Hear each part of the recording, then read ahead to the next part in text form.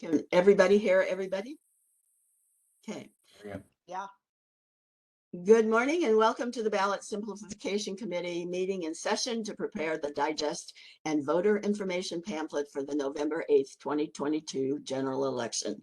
I'm Betty Packard, chair of the ballots of the BSC. I was nominated for this committee by the National Academy of Television Arts and Sciences. Michelle Anderson was nominated by the Pacific Media Workers Guild, and Merrill was nominated by the League of Women Voters. Scott Patterson, our fourth member, will not be joining us today. Our clerks are Claire Miranda and Carla O'Toole Gabor. Our deputy city attorneys are Andrew Shen and Anna Flores. Before we begin, let me explain how we work. Prior to our session, the deputy city attorney presents us with a draft of legislation. Sometimes we tweak it, sometimes we just totally reword it. We are tasked by our charter to present language for the digest in an unbiased manner and on a level that 8th grade voters can understand.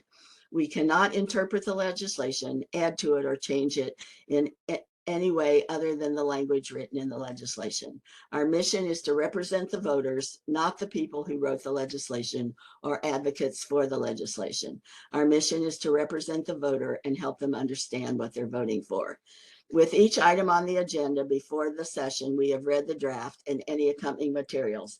Today, we will discuss each measure, making changes until we come up with a draft we feel is accurate.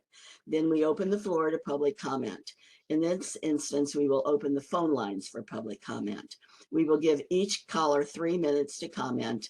And once we have heard all the callers, we will take into consideration their comments and determine whether we need to add or change anything in our draft.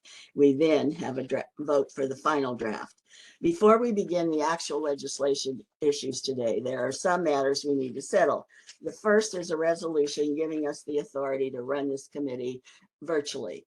The resolution is available on the Department of Elections Ballot Simplification website. Michelle and Ann, you have both received the resolution and have read it. Do you have any comments? If not, Andrew, do we need public comment for this one?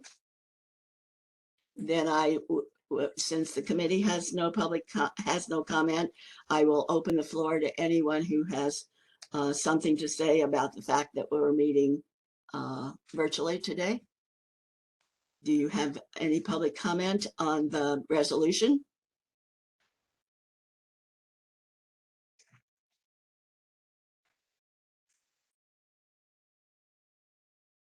Do we have anyone, Claire?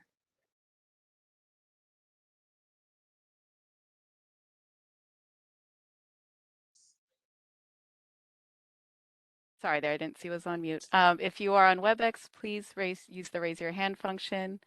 And if you are calling over the phone, please press *3.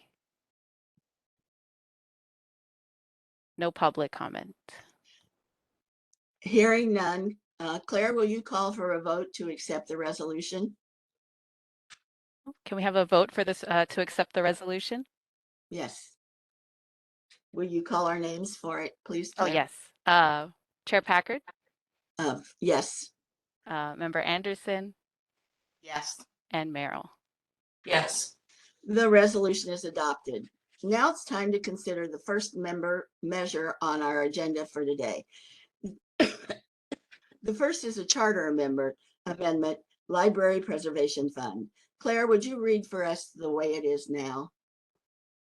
Yes, let me share on screen. Okay, can everyone see that? Mm-hmm. Okay. Yes. Okay. The way it is now. The city charter establishes a library preservation fund set to expire on June 30, 2023. The library uses this fund to pay for library services and the construction and maintenance of library facilities at the main library and 27 branch libraries. The money in the fund comes from a property tax set aside of 2.5 cents per $100 of assessed property value each year. The fund supports the library on top of a minimum amount of funding that the charter requires the city to provide the library each year, open parentheses, baseline funding, close parentheses. The library's baseline funding was initially based on the amount of funding the city provided in the 2006 to 07 fiscal year. The city has since adjusted the library's baseline funding based on changes in the city's discretionary revenues, which are revenues received by the city that are unrestricted and may be used for any lawful city purpose.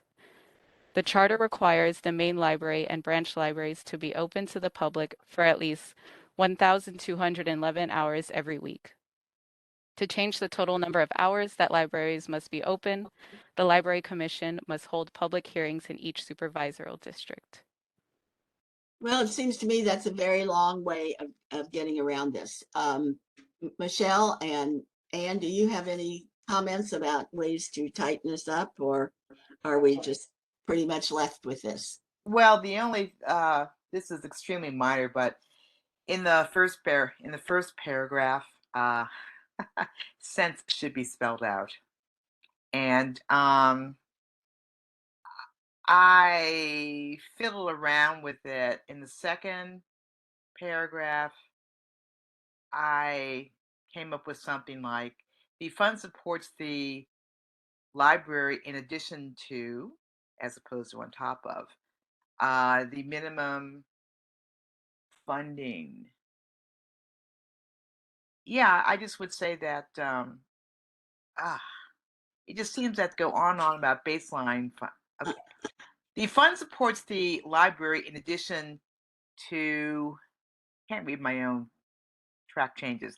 The minimum funding, paren baseline funding, that's in quotes, required by the charter annually. And then the next one would be the library's baseline funding was initially based on what it was in the 2006-2007 fiscal year. That's my stab at it. Anne, what's your stab at it? Well, here I had a question about whether we have to actually say a set aside, because I think Mm. we would have to explain what a set aside is. Can it be just a property tax of 2.5 cents per 100 of assessed property value? Sure. Yeah. So get rid of the set aside, and to set aside, it appears again in the proposal later. We'll get to that. Mm. Then the library's baseline funding was initially based.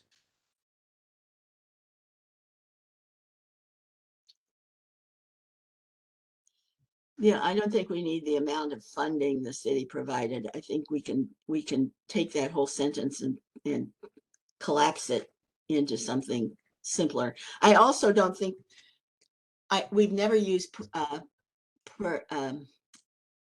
quotation marks and parens. So Oh, that's right. Yeah.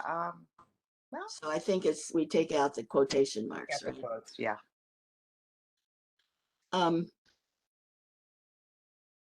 I think we can just say the library's funding was originally based on the city 2000.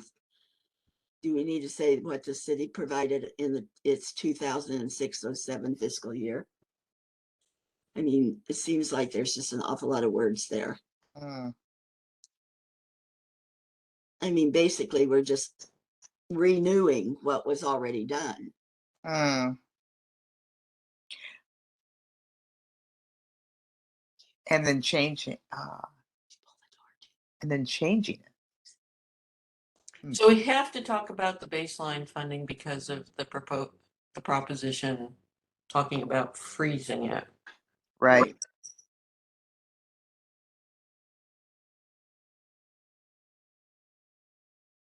But haven't we already said that in the first paragraph?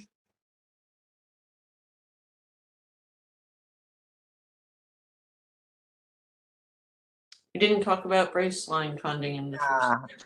No, because we just talk about the fund that is in, excuse me, in addition to the baseline funding. Yeah. As I read, this is tacky too, because I'm rereading the first paragraph. We can get rid of one word. We can get rid of the to pay for library services and construction and maintenance of library facilities. We don't need the in there. Do we need to say facilities if we're also saying main library and 27 branches? I'm looking at this just trying to get rid of words. Oh, that's true. Library uses this fund, but library and the. Oh, well, yeah, you can get rid of the at the beginning of the third sentence in that first paragraph then. You can just say money in the fund comes from property tax. Mm-hmm. Yeah, or the fund's money comes from a property tax of 2.5 cents per $100. I think it reads better to make it to say the money in the fund. Michelle, what do you think? I mean, Well, to get rid of words, so I know. yeah, I'm looking at the 8th graders Yeah, going yeah. studying the funds money, and they're going, right, yeah, okay, yeah. The money in the fund comes from a property tax of 2.5. Yeah, okay.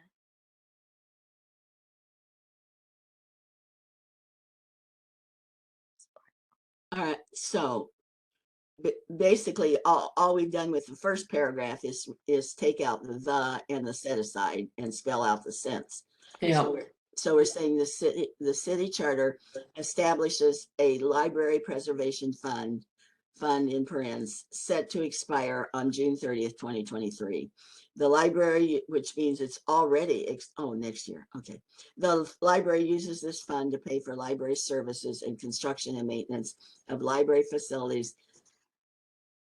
Do we need to go on and say at the main library in 27 branches or not? Do you think that's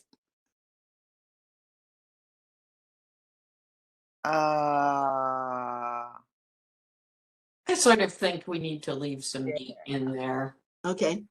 All right, the money in the fund comes from a property tax of 2.5 cents spelled out per $100 of assessed property value each year. So we've left it there. All right, now we're dealing with the second paragraph. The fund supports the library on top of a minimum amount of funding that the charter requires the city to provide each year. We don't need the library, do we? The fund supports. We've already said the library. Yeah. So do we need to provide the library again each year? Can't we just say to provide each year? Yep. So that would read the fund Supports the library on top of a minimum amount of funding that the charter requires the city to provide each year. So we're replacing. Yeah, right. Yeah. Do you like on top of? No. Oh, okay. How about in addition to? Okay. On top of is a little bit too colloquial, even for me. All right, so now we say the fund supports the library in addition to a minimum amount of funding.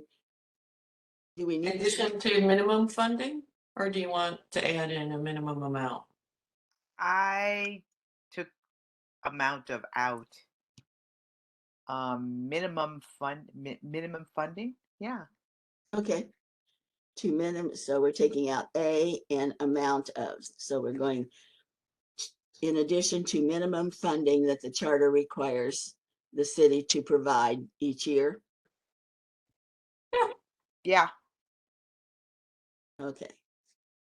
Do we and we do define baseline funding, right? Right. Okay. Well, isn't As that minimum funding, yeah. Yeah. But but we're going to leave it in parentheses, right? Baseline funding. Yeah. Well, we continue with baseline funding, so I think we have to set Yeah. show what baseline funding actually is. Plus, I mentioned this later, but we probably should put baseline funding on to start our list of words you need to know. Yes. Claire or Carla, you can start the list now. Got it. Okay, thank you. All right, so the library's baseline funding, and do we need to continue to say the library since it's already the precedent for this for the paragraph or not? Baseline funding was initially based on the amount of funding the city provided in the 2006 fiscal year. Well, Michelle, you're the copy editor. Can't you cut that down? we could say this baseline funding, because Okay, it's specifically referring to the baseline funding that was okay. in the previous sentence.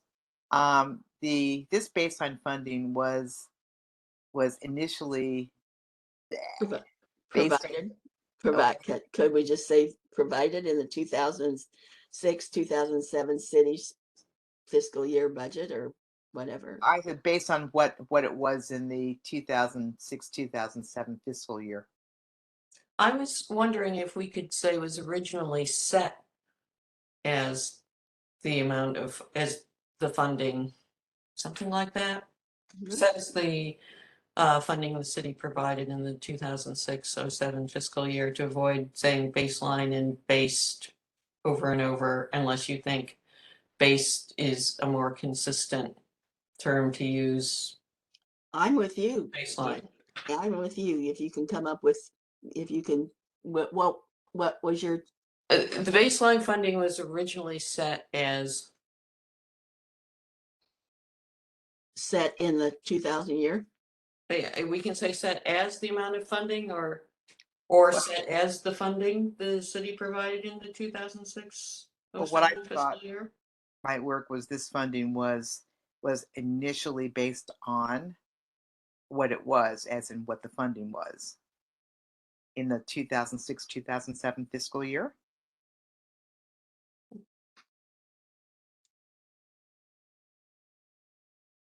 Yeah.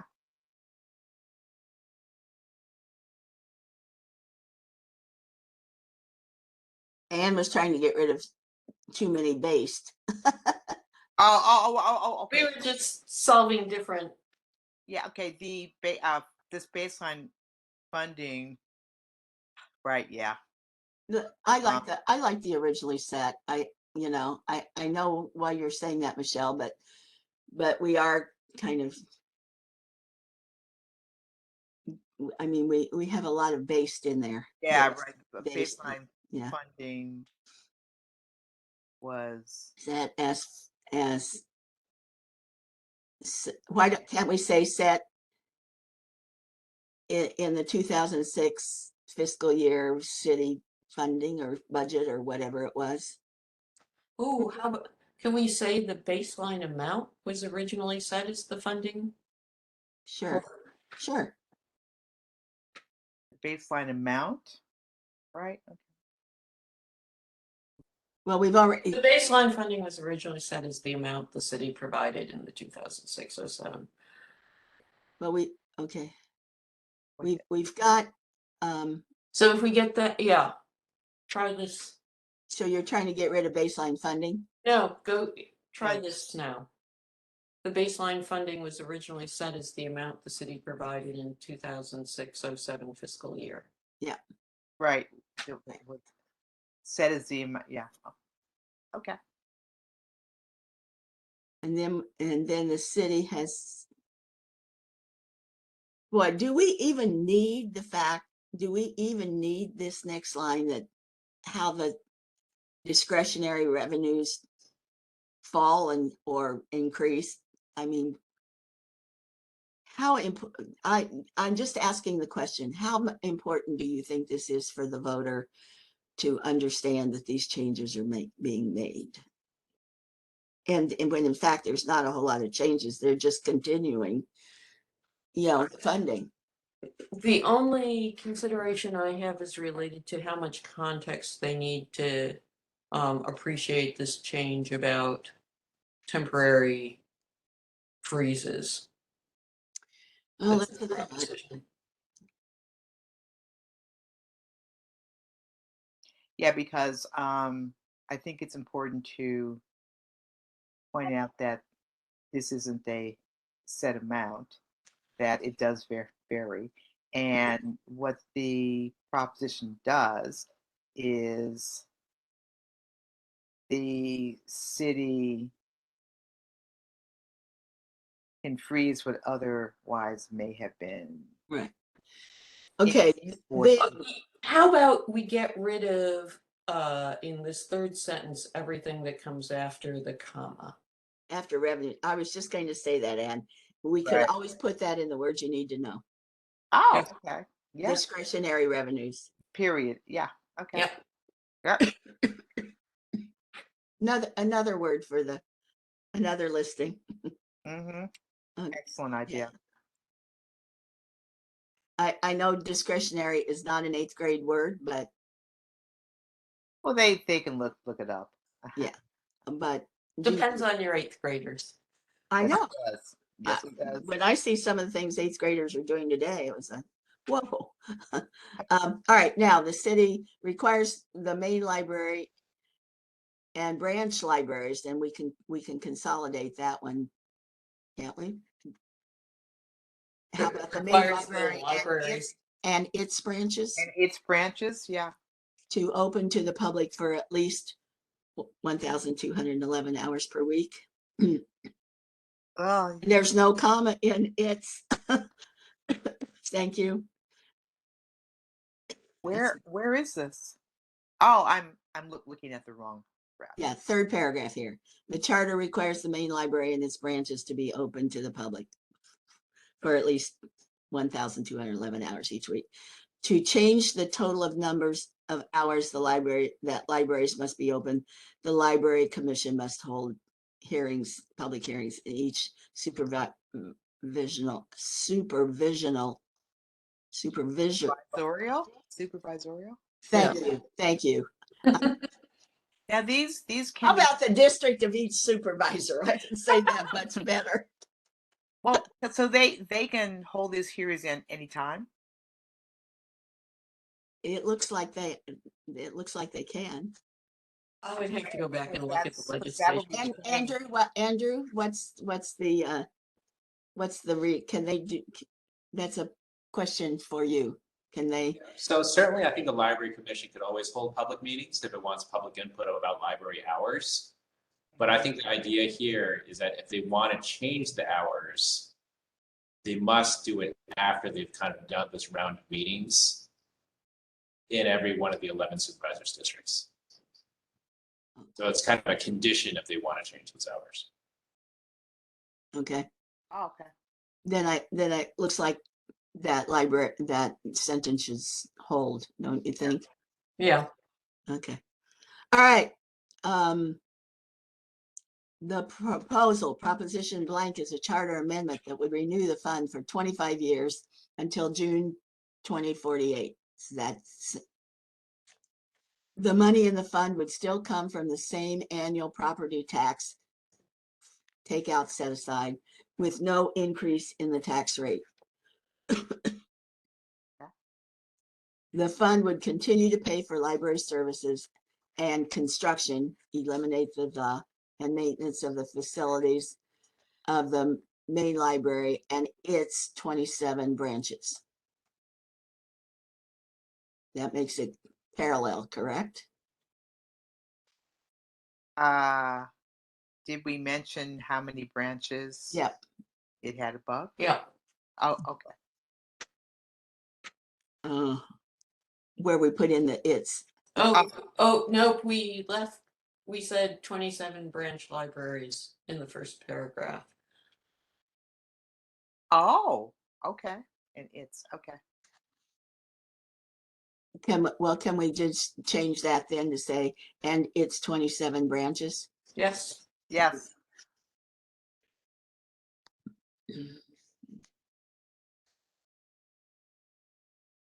Okay.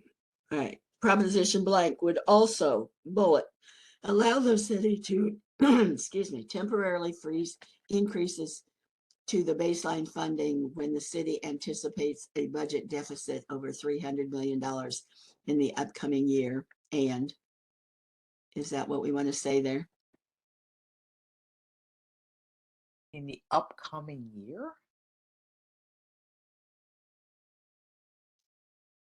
Well, what they're trying to say is if in the next year's budget, there's a deficit, then they can freeze the increases, but Well,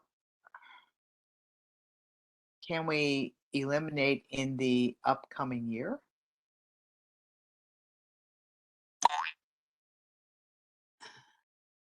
well, Anticipates a, they do the budget every year, don't they? As far as I know. So is annual, how about annual? annual? That's what I was thinking, freeze increases to the annual baseline funding when the city anticipates a budget deficit over 300 million. Annual. Yeah. Okay. Yeah,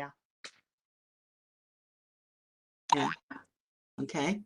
And bullet, require the library to open the libraries for at least 1,400 hours per week. After July 1st, 2028, the Library Commission may modify these hours every 5 years after holding public hearings in each supervisorial district. Is that standalone okay? All right. A yes vote means if you vote yes, you want to renew this library preservation fund for 25 years. Allow the city to freeze. Now, do we want to include the baseline funding here for the library in years when the city anticipates a budget deficit over 300 million? Let's make it parallel if we keep it Yeah. here. So allow the city to freeze the annual baseline funding for the library and. Okay. Okay. Yeah. Okay. And require the library to increase the minimum open hours it must maintain per week. Well, the minimum open out. Increase the minimum Hours it may remain open per minimum hours. What does it say up there? minimum hours it must remain open per week. It must be open. Increase the minimum. How about increase the minimum hours it must remain open per week? There must be open. Must, okay. Must be open. Okay. Okay. The library. How about, and library would mean the main and its branches, right? Is that what we have said above though? When you look at this closely, we have said above that they must be 1,400 hours a week. We've not said anything about the minimum. Well, we say for at least Yeah. 1,211, but then we have library and then we have main library. So the term capped library would mean the main library and its branches, right? I would think. Oh, maybe that's an opportunity Yeah. up at the top. Yeah, we have to, if we're going to use library, do we have to define what it is? Because we just refer to main library as opposed to library. So up in that second sentence, under the way it is now, at the end of that sentence where it says the main library and its 27 branches, let's add a parentheses that says the library. Yeah, library. Right. Yeah. Okay. And then let's go through and hack out those other references to the long form. Yeah. Okay, library. Okay. So that can just be the library. Yeah, and we've gotten rid of some words. Well, this is less than 300 anyway, so we're not, but I'm looking at it and I think you are too, Michelle, in terms of its readability and Yeah. Right, yeah. Fabulous. Okay. I- Excuse me, Chair Packard, uh-huh, if you don't mind me weighing in on the last edit. no. I don't know if creating sort of a special understanding of the word library by friends, is that confusing in the context of the second sentence under the way it is now? Where we say the library uses fund to pay for at the main library in its 27 branches, and then we sort of redefine what library is. Well, we're providing an explication of what we mean by library. I mean, it's a little unusual to do it in this order, but I don't think it's illegal, but I would defer to Michelle. And the Well, AV style guide. the problem was we had library in cap with the cap. We didn't really explain what it was, and then we used the term main library and its 27 branches. And so I thought that's a little bit confusing. Well, we could say the fund pays for library services and construction and maintenance of library facilities at the main library and its 27 branches library. Yeah, that would work. Yeah. Well,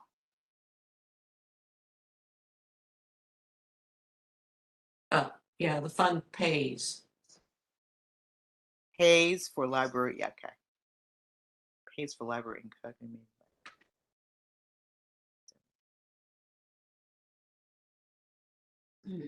I see a little bit about what concerns Andrew.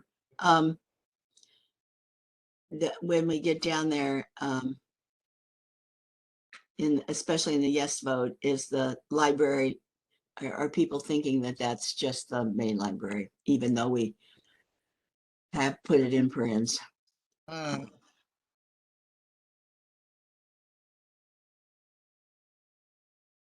And then we say require the library to open its libraries. For Yeah. We could say require the library to open at least 1,400 hours a week. Well, I think what Andrew's saying is by library, the inference will be to some people who haven't Right. absorbed the library in parens, that we're only talking about the main library. We're Right, not yeah. talking about all 27 plus.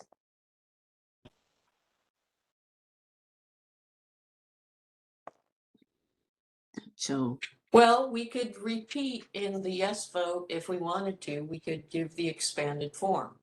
I think that's clear. And it's 27 and it's branches.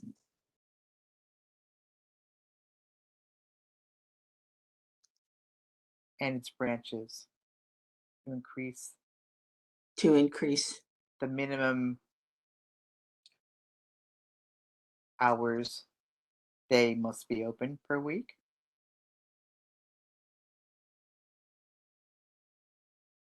Oh.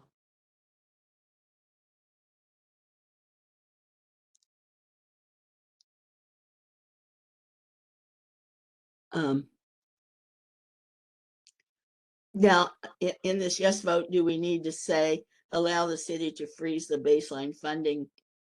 Can we leave out for the library, or since we're being very particular in the yes vote, should we leave it in?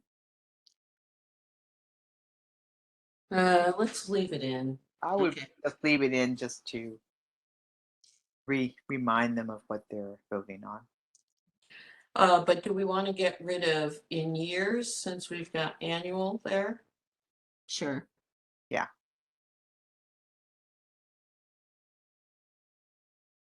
Did we take that out earlier? I think so. I think we did. Let's make sure. Yeah. Yes. Right, yeah. We Okay. did.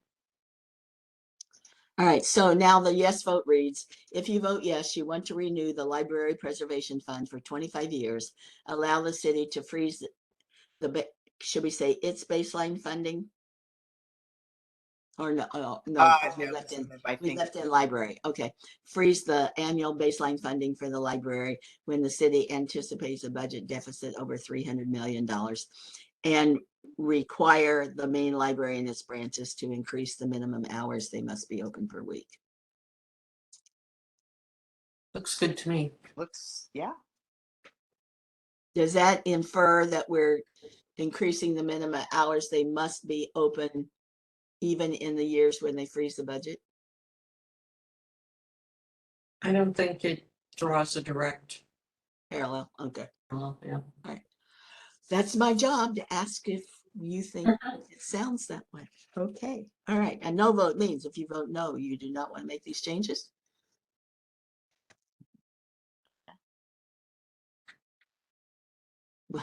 Well, but it's not changes as much.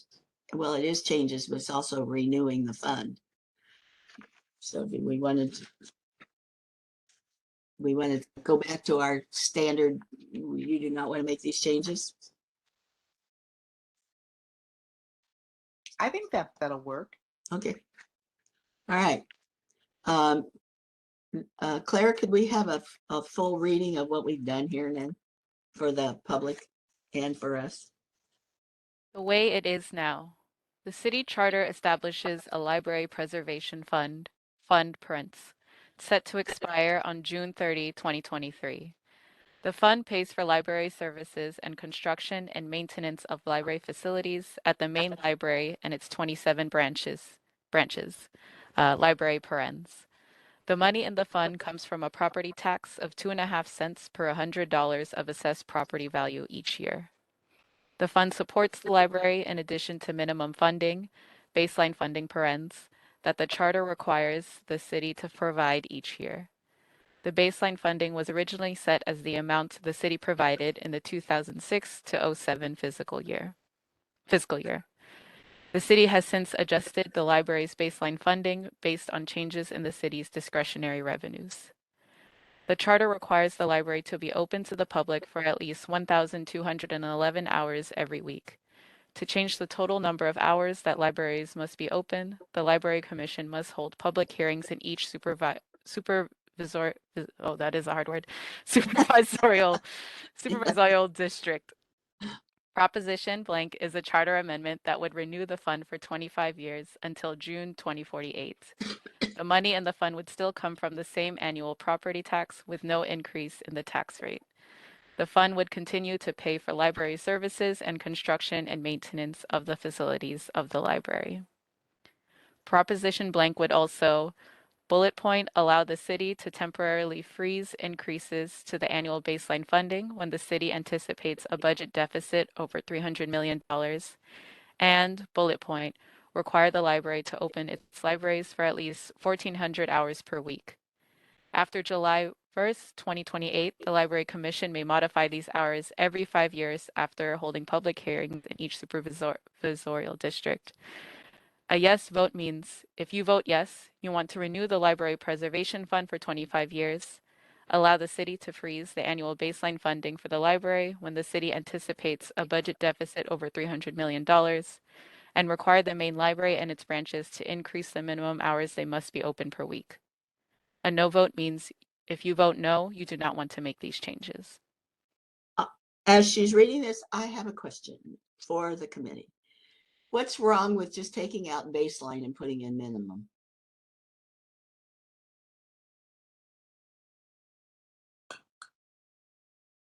Gets rid of the baseline. Minimum is understandable. We don't have to then define baseline. Yeah, well, minimum.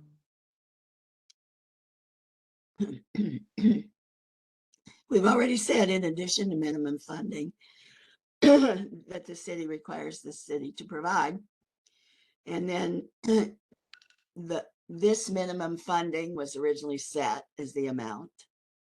And then when you go down to increase the annual minimum funding when the city anticipates a budget deficit. Interesting. So we're just eliminating what I assume is kind of a term of art. Yeah. That's what I'm trying to do. I'm not sure. I mean, we try to digest this into understandable 8th grade language. And so therefore, why are we using baseline? Yeah, because there isn't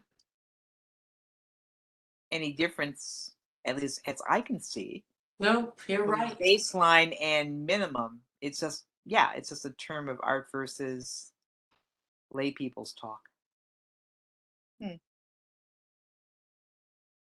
I'm sure Andrew may be choking on this, but but I just don't.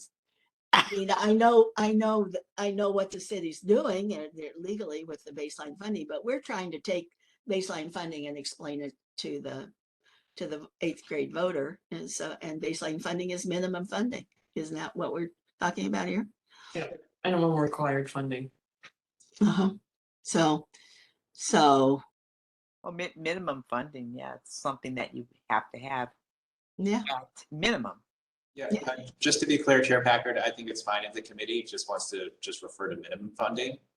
Let's do Baseline is simply just how the charter refers to it, but it essentially is minimum funding or minimum funding level. So we can eliminate the baseline then and just make Yeah, it. it is kind of a, I guess, term of art or I guess a legal term using the charter itself. Yeah. Okay, great. I just think it makes it so much simpler for somebody who's reading it. That we get caught up in the legalese as well because we read it all the time. But the people who read this in their voter handbook, Yeah. they're going to understand minimum funding a whole lot quicker, and they're going to go back and look at the words you need to know to see the baseline and minimum are the same thing. Yeah. Good So, catch, Chair Packard. what? Good catch, Chair Yeah, Packard. right. Yes. Well, she's reading it. And I'm going, whoa. I don't know why I didn't catch it earlier, but yeah, it's kind of interesting how it just kind of pops out at you. Hearing it is really different from That's why we like to have it read so that. Yeah, no, that does make a difference. Yeah. In fact, that's one of the things I do when I write. I go back and I read it later because I always change it because in the reading aloud, it changes context so often. So. Okay, anything else here then? We've gone back through. I think then that the committee has looked at it and made our initial draft. Now's when we open the phone lines for public comment. We want everyone to have the opportunity to be heard. However, we will give each caller 3 minutes, and once we've heard all the callers, we will take into consideration your comments and determine if we need to change or add anything. The phone lines are now open. If you'd like to make a comment, please select the raised hand icon in the WebEx. If you are calling, please press *3 to raise your hand. All right, and caller, you, whenever you're ready. Now? Yes, your time is started. Great. David Pilpel, good morning. If you can go up to the top of the page, second line there, status on Monday, July 25th, 2022. Thank you very much. I feel so much better. Okay. Moving right along. Let's see. The second graph in the way it is now, the second line, this minimum funding was originally set. I'm not sure if originally set helps. This minimum funding is set as the amount the city provided. Well, okay, then it says that it's been adjusted. I don't know, just the originally set maybe there's a way to futz with those two sentences, because I'm not sure that the originally set is as important as was set as and has since been adjusted based on changes in discretionary. On the proposal, in the second sentence there, the fund would continue to pay for library services and construction and maintenance of library facilities. And I'm not sure there that it needs to have a capital L. Trying to have a parallel to the second sentence in the first draft above in the way it is now. Would also and require this require the library to open its libraries. That seems a little convoluted. Maybe would also require branch libraries, or would require city libraries, something like that, to be open for at least 1,400 hours per week after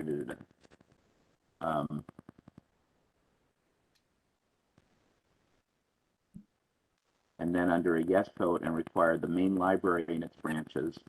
So maybe that second bullet, and the require the main library and its branches, the main library and the branches.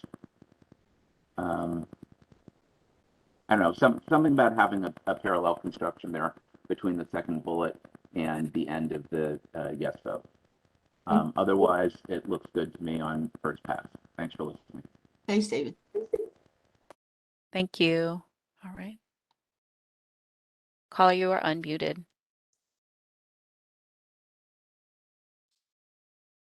Oh, Hello? Hello?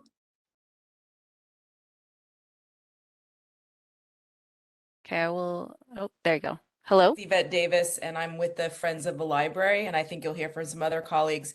Thank you so much for taking the time to do this for our voters. I want to raise the issue of the way you've described this as a property tax of 2.5 cents. I think it could be misleading. The city charges a property tax. Of that property tax, we have a specific set aside. We don't have our own property tax, and that is why the word set aside is in there, because it apportions a part of an existing property tax to pay for the library fund. And given that there are new taxes on the ballot in November, I do worry that this will be misconstrued. So I would love it if you would consider putting that back in, and I thank you for your consideration. Okay, that's a good point. Thank you. Thank you. Caller, you are unmuted. Oh, I'm Marie Sapela, Executive Director of Friends of the San Francisco Public Library. I do reiterate what the last caller said. It was this Library Preservation Fund has never been a tax, and I think with taking out the modifier makes it could appear to the voter to not be actually in line with the legislative language. So, you know, it could be property tax set aside, it could be transfer of a portion of property tax, because it is a transfer, not a tax. And then I was just thinking you could possibly simplify even more and make one paragraph out of the first two by simply saying the money in the fund comes from a property tax set aside of 2.5 cents per 100 of assessed property value each year, and minimum funding that the charter requires the city to provide each year. Just wondering if you could chop some of that out, says save some language there and make one paragraph. I also just sorry, I should have sent it yesterday, but I did send some suggestions in an email at about 9:15 this morning. Thank you so much for your work, and that's it. Thank you. Mhm. Thank you. Caller, you are unmuted.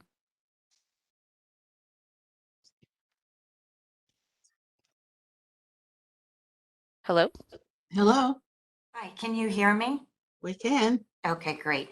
My name is Maureen Singleton. I'm the Chief Operating Officer for the library. Thank you for your great work on this ballot simplification language. I submitted some recommended changes on Friday afternoon about the first bullet, because I do think it's important for the voters to understand that after the freeze of the baseline, there is really what's a snapback in language or funding to what the baseline should be, what the baseline will be in 2 years after a freeze.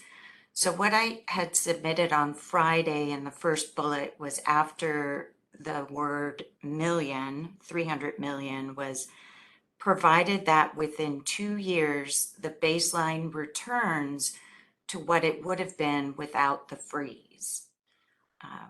And then adding that same phrase into the yes vote. Now, I know you just made some effort to get rid of the concept of baseline, but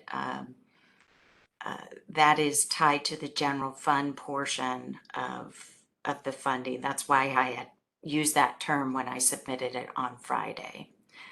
I would also echo what the previous two callers said about the need to include the property tax set aside as an important description. Thank you. Just a point here, Claire. I did not get what she had sent us. Did that get sent out? Did you send it to the SF publications at sfgov.org? Yeah, according to what was on the agenda.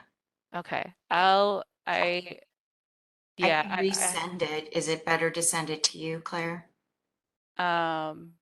yes, if you could resend it actually to the SF publications, I'll double check on that because I Okay. did not see that email. Okay, I will do that. Thank you. Uh-huh. Okay, it looks like we have several more people in the queue. That's it. If you have a comment, please use the raise your hand feature in WebEx, or if you're calling, please press *3. I think that is it for public comment. Okay. Well, it appears that the bull in the china shop is the first one that we should consider that everybody has talked about, and that's the set aside. Is there a way to phrase this without calling it a set aside?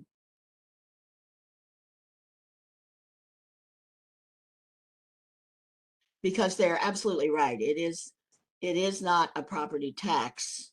It's a portion of the property tax that is set aside for the libraries.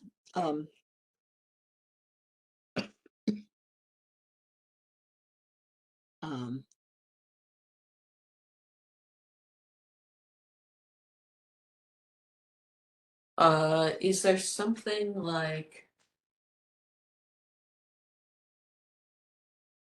I hate to start a sentence with 2.5 cents, but I'm trying to reverse it so it's like 2.5 cents per $100 of assessed property value each year is set aside We could for start the fund. and 2.5 cents per 100. I mean, to get around beginning a sentence with a number. Yeah. But So now what are you saying, Michelle? well, I was just trying to get around ways of not beginning a sentence with a number, and I thought of but that may not work. Money from So, if we use set aside as not as a modifier, Can we just explain what a set aside is? Can we just take the sentence and make it what exactly it is? That the money from the fund comes from a portion of the city's property tax, or comes from what the budget has set aside from the text, I mean, we could call it, but put the set aside in terms of the explanation. designated for debt. No. And Andrew, you're good at doing this. Well, I guess two things. So when we prepared this draft digest, we did look at the last version of the digest for the sort of last renewal of the fund. And it did use the phrase property tax set aside. So that's just I a know. data point for the committee to consider. Yeah. But if you do want to sort of try to get around it, maybe you could say something like the city sets aside 2.5 cents per $100 ... of its property tax for the fund. Yes, Is that the kind of reversal you're looking for, Anne? that's Right. what I was looking for. Okay. And you can't use words like sequesters, right? That's a little bit No. too advanced. Sets aside, yeah. Well, we've said we've explained what sets aside is rather than just kind of Right. throwing Yeah. it Yeah. Yeah. throwing it into. Yeah, I the think sentence. it's a little bit harder though, to be honest, when you get back down to the proposal section. I think that reversal is a little harder to pull off. Mhm. Mhm. So one thing to keep in mind, it's a little, it feels like you may have to put in like another sentence under the proposal if you want to have a similar structure. Yeah, yeah. Well, I almost think I'd rather put in another sentence than misconstrue exactly what this is all about, because obviously it caught everybody's attention but ours right away, that what we were doing. And we have used the set aside before, and but we keep working towards the minimum use of art language, trying to get the voter to more carefully understand what they're voting for. And they're right, though, that the implication is here that this may be another property tax, and Right. it's not. Right. So, all right, so what's the thinking now? The city sets aside 2.5 cents per of. Or if the city sets aside a portion of its property tax. Well, I think we want to call out, the thing that strikes me is what a Yeah. very small amount this is. 2.5 cents per All right, yeah. dollar, so we want to make sure that stays in. Yeah, I mean, the city sets aside a portion of its property tax, maybe comma, at 2.5 cents per $100 of assessed property value. Something like that.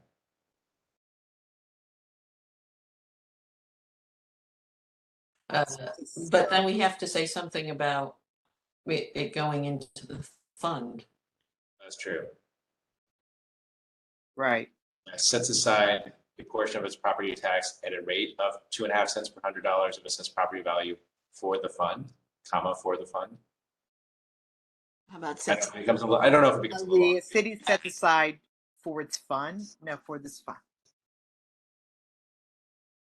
How All about right. for this fund, comma, the city sets aside. Oh, start with for the fund. Yeah, right. Ah, Yeah, for the fund. The city sets aside whatever. yeah, and get rid of the of. Yeah. Sets aside 2.5. Yeah. Okay.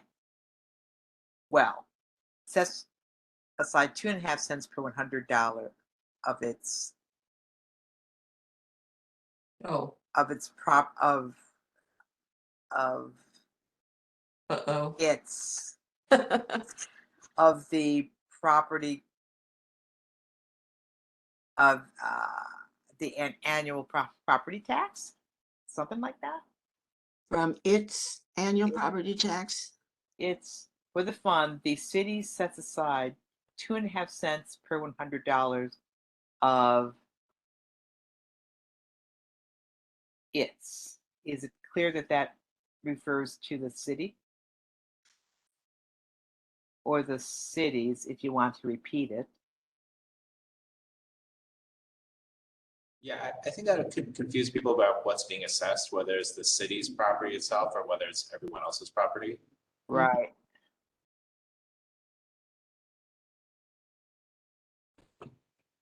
When you want to say the city sets aside a portion of its property tax at a rate of 2.5 cents per $100 of assessed property value.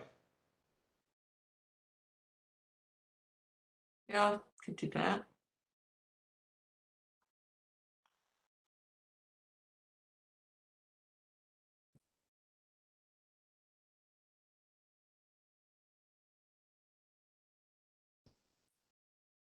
And then just, yeah, Maybe, do we say each year? yeah, yeah, Yeah. thank you. Annually? Oh, yeah. Well,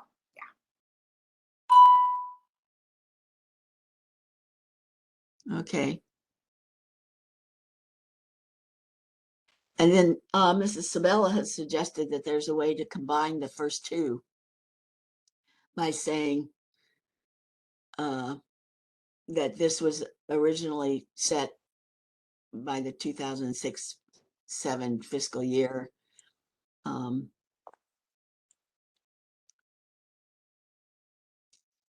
sorry, before we go on, Uh-huh. just to go back to that last sentence, I think you may need to say per $100 of assessed property value, Okay, because if you just Yeah. leave 100 hanging out there, it's a little confusing. Yeah, yeah. Okay. $100 of, yeah. right, yeah. Thank you. No, thank you. Property, okay. and I'm now wondering about sets aside and whether it should be dedicates. Uh, Yeah, we've used dedicate before. I don't know if that's an improvement or not, but dedicates. You can't. dedicates implies it's required, whereas sets aside is seems weaker. My brain was going, should it be reserves? Reserve. Dedicates?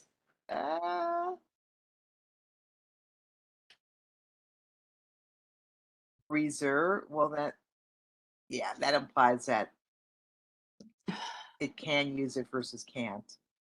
But dedicates, fun. It dedicates a portion of its property tax.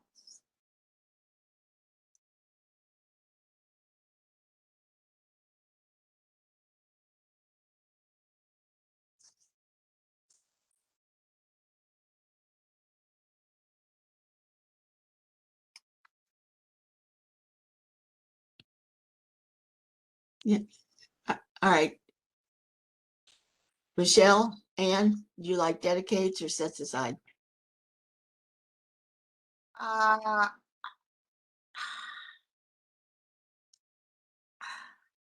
I prefer dedicates, but the eighth grader in me might understand set aside, like you set aside part of your lunch. I don't know, but either's fine. Anne? I think I like dedicates better. Okay. All right. We'll leave it in. I'm sorry, one last comment on this sentence before we leave it. Do you think it should say dedicates a portion of its property taxes? Or is that unnecessary? Yeah. Probably it helps, I would think. Property, okay. Or it's collected property tax. I know, I was thinking about that too, Betty. Dedicate a portion of property taxes it collects.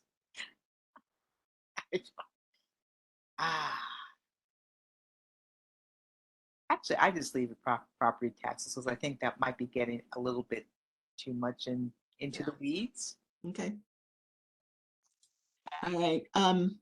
Then is there a way then to eliminate something from the second paragraph, or as it was suggested? Or do you feel just leaving it would be?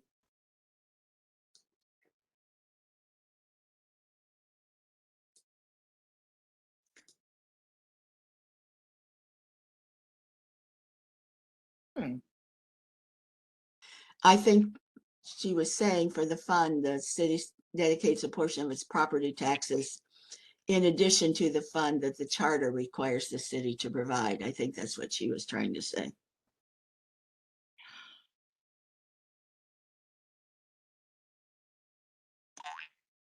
But anyway, I'm for leaving it as it is at the moment. Now, does this change? Does this change the wording? The fund.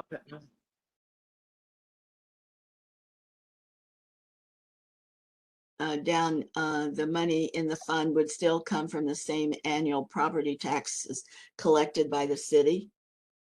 Or is that under the first line of the proposal, the Right. money in the fund is this gonna, No, I think it stays.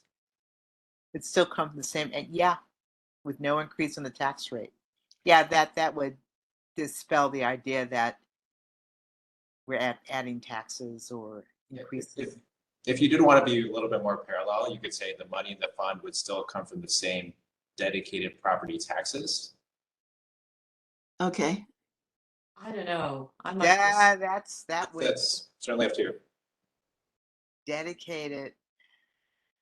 Well, it would be the portion of the property tax dedicated to. well, why don't we put annual up in the first paragraph, because then they're both parallel. And we're saying it, you know, because the city does collect annually property taxes. Oh, it's annual property taxes. Yeah. So it's an annual budget that the city has, and they collect property taxes to pay for this budget. And in the budget, they set aside 2.5 cents per $100 for library, 5 cents for transportation, blah, blah, blah, you know, in the budget. So, uh,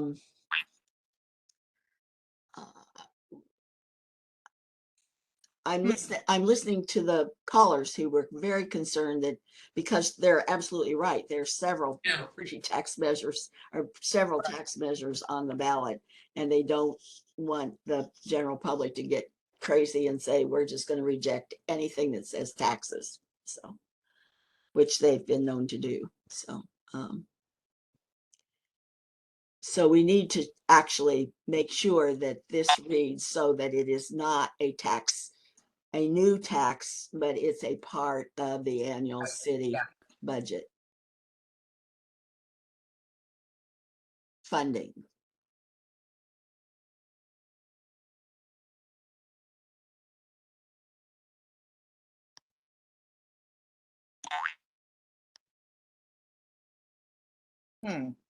So I think we're good in this first paragraph where we say, for the fund, the city dedicates a portion of its annual property taxes at a rate of 2.5 cents per $100 of assessed property value each year. Yeah. But I don't think we need each year because we've got annual in there. Annual, yeah, we don't need that. So yeah, that was Annual. that was bothering me. Okay. Okay. And then we say the fund supports the library in addition to minimum funding that the city requires, the charter requires. Do we even need that? Yes, because remember the proposal changes it with the temporary freeze. Yeah. Yeah. Okay. Okay. All right.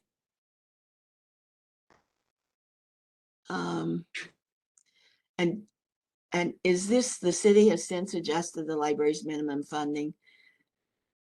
I mean, I know we need to keep that in there, but it just kind of jumps out as you're reading it to say, really? It was originally set.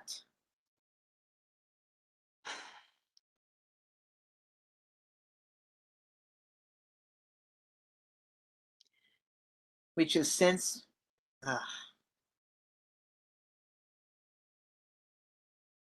minimum votes. What is discretionary revenues? Is somebody going to understand what discretionary revenues really is? Well, remember, we've put it in the words you need to know. I know.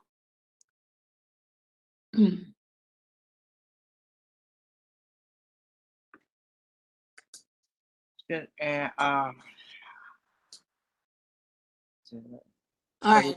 Okay, Now, all right, I'm not going to How overdo about this. how about this minimum funding was originally set as a blah blah blah blah, but since then, something like this, since then has been based on changes in the city's discretionary revenues. Do you think that that conflates too much or what?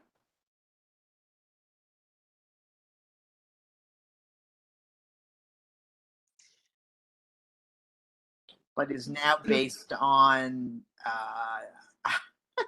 changes in the city's discretionary revenues. Yeah, I see what you're trying to do. Yeah, but do you think that's just conflating too much? I mean, it would make sense to me, but then I've read this over more than once. Well, yeah. Well, I think you've got a point there. You could say, but has since adjusted the library's minimum funding on changes to the city's discretionary revenues or something to that effect. Is that what you're trying to do? Well, yeah, this minimum funding was originally set as the amount the city provided in the 2006-2007 But fiscal year. has since. Maybe And has since been adjusted. based on changes in the city's discretionary revenues. Something like that. But no.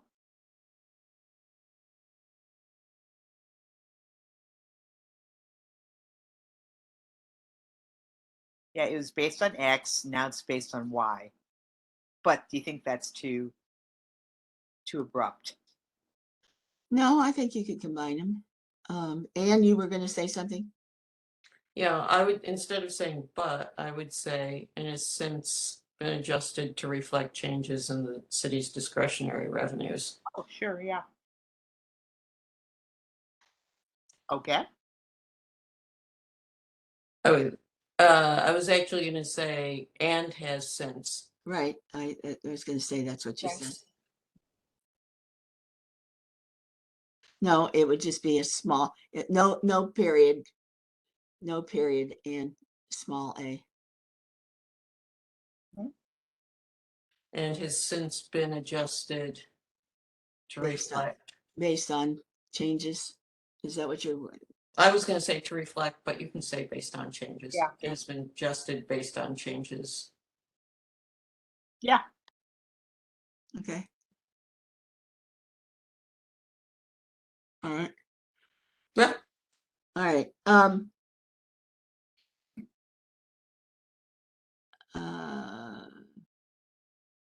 right.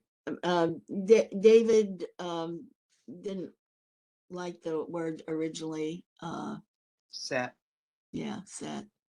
Didn't he just say suggest was? He said is set.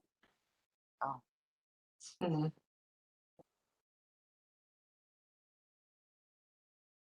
And he thought we should capitalize library, but we shouldn't. Yeah. Library to open its libraries. I understand in the second bullet, I understand what he was saying there. God bless. Do you think we should To be open to the library and its branches to be open? I think is no, to the library and its branches to be open, I think is what is clear.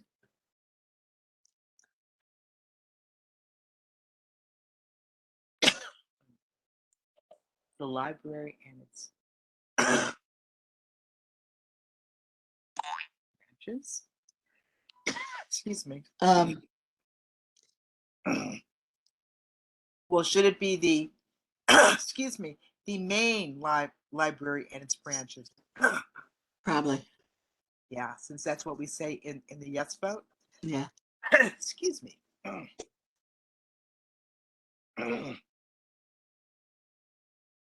Okay. Mrs. Davis was talking about the property tax, the vote was talking about the property tax, Mrs. Singleton was talking about. She also said after $300 million provides in the returns, everybody seems to be talking about to make sure that there's not any inference that this is a tax, because it's just a set aside. So have we pretty much, let's read it. So, and There was one other comment about the snapback. Right. Yeah, it's a good point, but I think that you think that might be a little bit too much detail.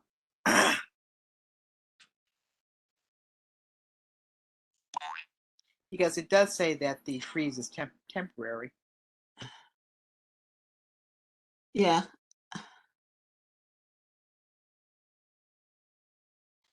I think we're really getting into the weeds when we start trying to say, you know, if this doesn't happen, this will happen. If this happens, this will happen. Right. Yeah. Yeah. Because knowing how things happen over the years as we've done this, we know that oftentimes it doesn't work out that way.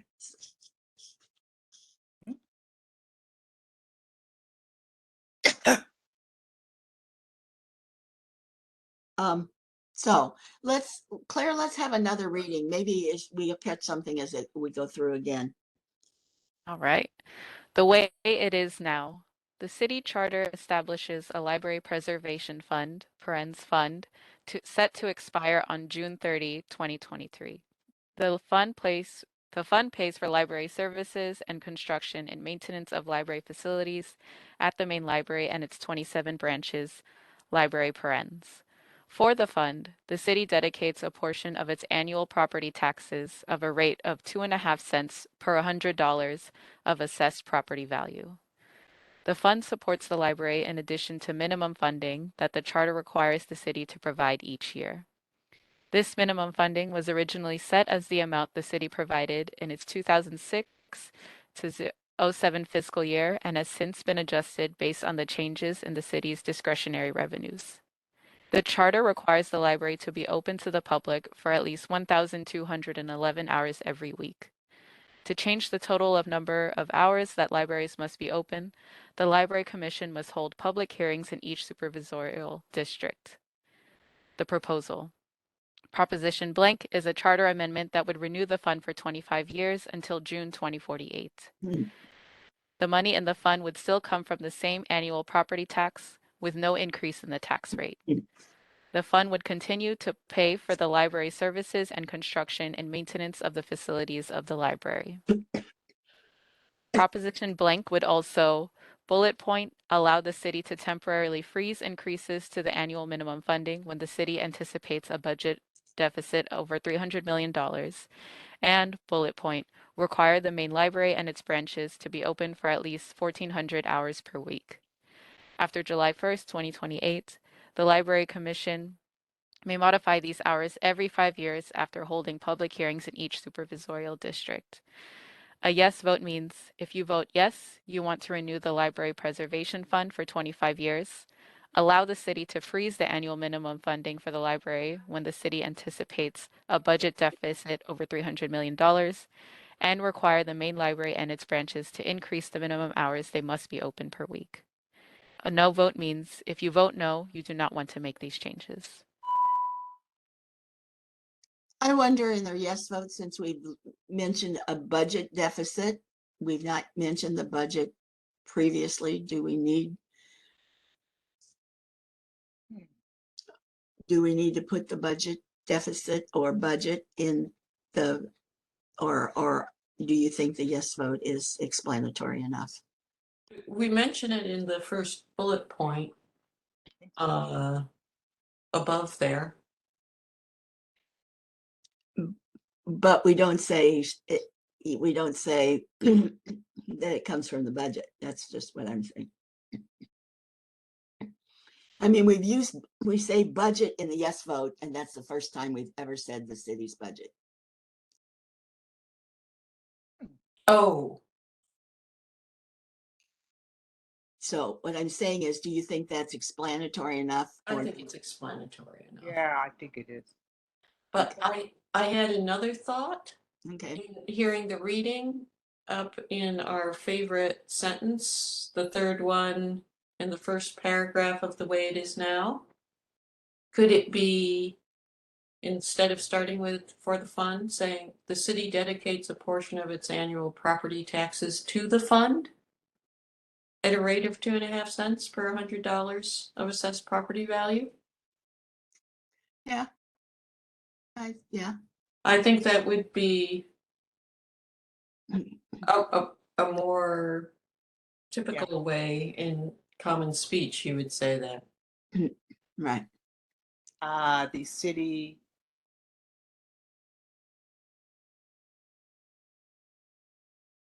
Yeah. Okay. All right.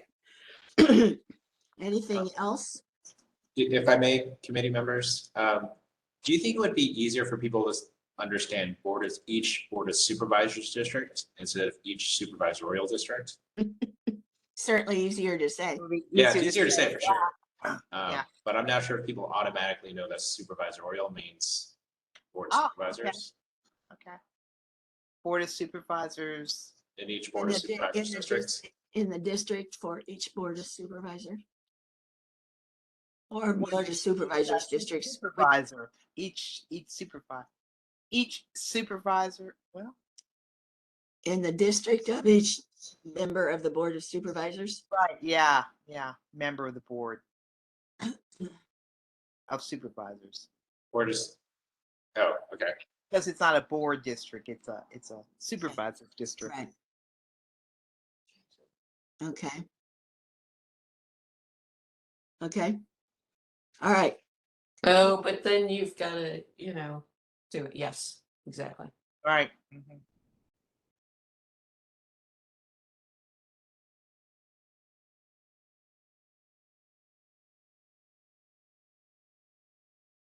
I do think that reads more clearly.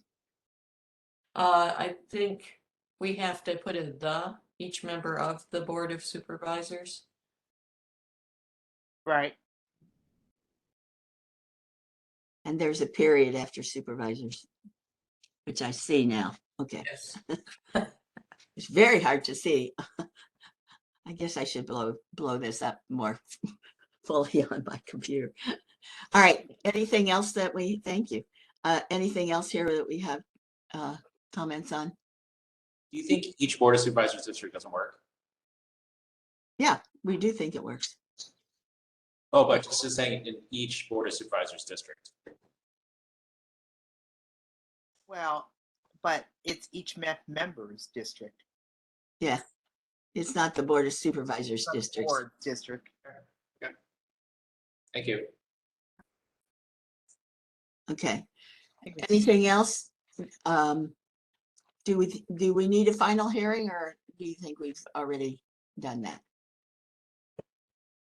It's up to the committee. If you think we've analyzed this and heard it as much as we can, then I open the floor to a motion to adopt. I'm sorry to belabor the point. Should we say hold a public hearing in the district of each member of the board of supervisors? Well, could they? Oh, must hold a More public than hearing one? in the district. Yes. Because I don't think you need multiple hearings in every district. Maybe you do. Yeah, but if you say A, then people might think that It's you're limited to one. limited to one. Yes. All right. Okay, I know. Oh well. sorry, maybe I should have left it as supervisorial. I was. All right, I think then this calls for a final hearing. I think we've been through Yeah. enough set. All right, Claire, one final reading. All right. The way it is now. The city charter establishes a library preservation fund, fund, set to expire on June 30, 2023. The fund pays for library services and construction and maintenance of library facilities at the main library and its 27 branches, library parens. The city dedicates a portion of its annual property taxes to the fund at a rate of 2.5 cents per $100 of assessed property value. The fund supports the library in addition to minimum funding that the charter requires the city to provide each year. This minimum funding was originally set as the amount the city provided in the 2006 to 07 fiscal year and has since been adjusted based on changes in the city's discretionary revenues. The charter requires the library to be open to the public for at least 1,211 hours every week. To change the total number of hours that libraries must be open, the Library Commission must hold public hearings in the district of each member of the Board of Supervisors. Proposition blank is a charter amendment that would renew the fund for 25 years until June 2048. The money in the fund would still come from the same annual property tax with no increase in the tax rate. The fund would continue to pay for library services and construction and maintenance of the facilities of the library. Proposition blank would also bullet point allow the city to temporarily freeze increases to the annual minimum funding when the city anticipates a budget deficit over $300 billion, and bullet point require the main library and its branches to be open for at least 1,400 hours per week. After July 1st, 2028, the Library Commission may modify these hours every 5 years after holding public hearings in each of the district of the member of the Board of Supervisors. If you vote yes, you want to renew the Library Preservation Fund for 25 years, allow the city to freeze the annual minimum funding for the library when the city anticipates a budget deficit over $300 million, and require the main library and its branches to increase the minimum hours they must be open per week. A no vote means if you vote no, you do not want to make these changes. Anything? I see Anne. Do we want to put in the yes vote, to temporarily freeze? I'm trying to be sensitive to the concerns about Oh, lack of reference to the snapback. back. Oh, All right, okay. It'll. all right, good. All right, to temporarily freeze. Yeah. Well, and that pretty much makes it parallel. Good catch there, Anne. All right, Claire, I think we're ready for a roll call vote. All right. Chair Packard, Yes. Member Merrill, Yes, and Member Anderson. Yes. All right, this draft is adopted for today. However, if you disagree with our wording, you have the right to appeal and ask us to reconsider. If you would like to appeal this vote, you have until tomorrow, Tuesday at 4:30 p.m. to send a request to our clerk, Claire Miranda. Her information is on the screen. We ask that you put into writing what you would like for us to change, as well as wording you would like for us to consider. We will take up all appeals for reconsideration on Friday morning at 9:30 a.m. Thank you all very much for participating in our first measure.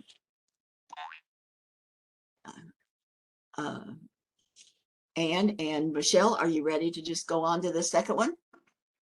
yes. Yes. Okay, I think we'll probably take a break then between 2 and 3, whatever, minor or whatever, but we'll discuss it then. The second measure on the agenda today is a charter amendment, retiree supplemental cost of living adjustment, retirement board contract with executive director. Claire, can we have a reading of the way it is now? The way it is now, Okay, the city. go ahead. The city provides its employees with pension benefits through the San Francisco Employees Retirement System, SFERS parens. At the November 6, 1996 election, the voters approved a supplemental cost of living adjustment, COLA parens, for retirees. But city employees who retired before November 6, 1996 are only eligible for the supplemental COLA if SFERS is fully funded. SFERS is fully funded if the total value of its assets can pay for all of the accrued pension benefits owed to city retirees and employees. The City Retirement Board parens, oversees SFERS and appoints and removes SFERS's executive director. When the board hires an executive director, the board may not enter into an individual employment contract with the executive director. Instead, the board must allow city civil service hiring and other rules which limit the salary and benefits the board can offer to an executive director. Okay, before we go any further, we did get a letter from the San Francisco Employees Retirement System, which suggested that it would make it clearer if we inserted the word also fully funded, if we inserted the word also in the way it is now when discussing the COLA. So they would want us to say but city employees who retired before November 6, 1996 are only eligible for this supplemental COLA if SFERS is also fully funded. So before we go any further, what do you think of including the also?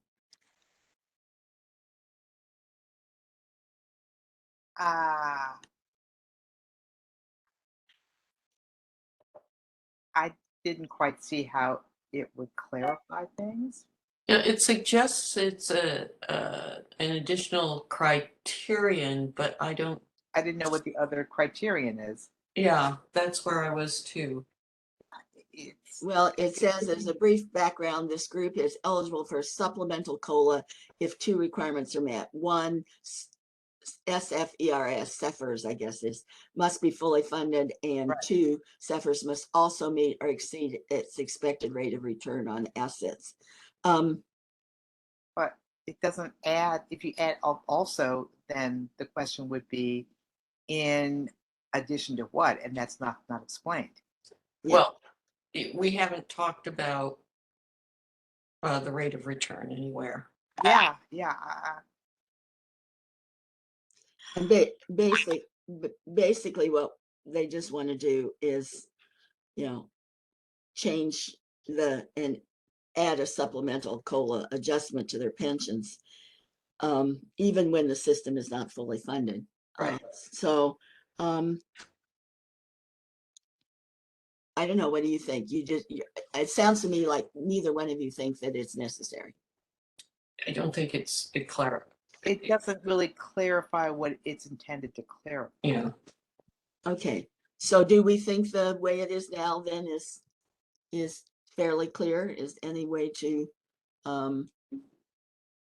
well, the only wouldn't that be first paragraph as opposed to at the November 6, 1996 election? Shouldn't that be in or at? It just sounds weird. Also, there should be a comma after 1996. And also in the actually in the last sentence, here I go with my onlys. It should be are eligible for this supplemental COLA only if SFERS is fully funded. Yeah, I don't like that line at all. I don't like but city employees. Yeah, but just so initial diagnosis. It's like yeah, I'm open to either of you coming up with something. I think you can just take the word but out. Oh yeah, city employee. Yeah. Okay. Yeah. And then move the only from where it is now. To before the if. Yeah. The floating only happens a lot.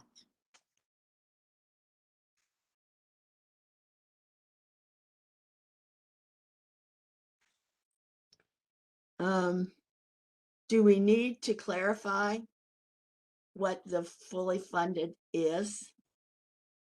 I mean, isn't fully funded enough for the voter? Do we have to say that it's the total value of the assets that can be paid by the ben? I guess that's an important Well, maybe, which means that the fund can. Well, you know, I know what they're trying to, I know what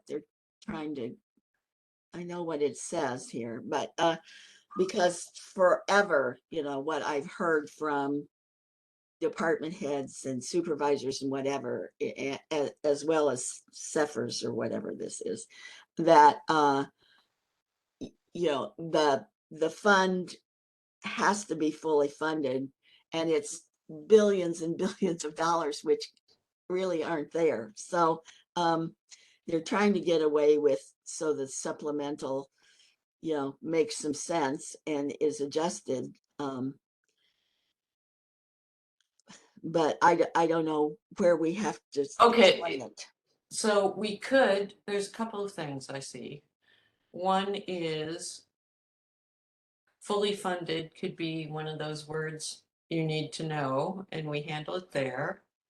Or we could not say fully funded and just say are eligible for the supplemental COLAs if SFERS can pay for all of the accrued pension benefits owed to city retirees and employees. I don't know if that's really better, but we could do that.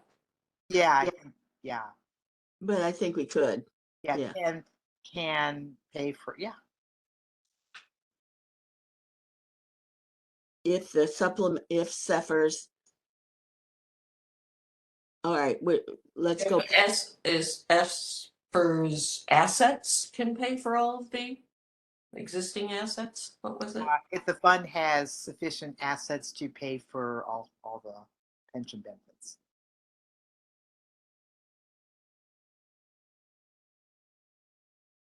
Well, we can just say is fully funded if the total, just take out Cephers is fully funded.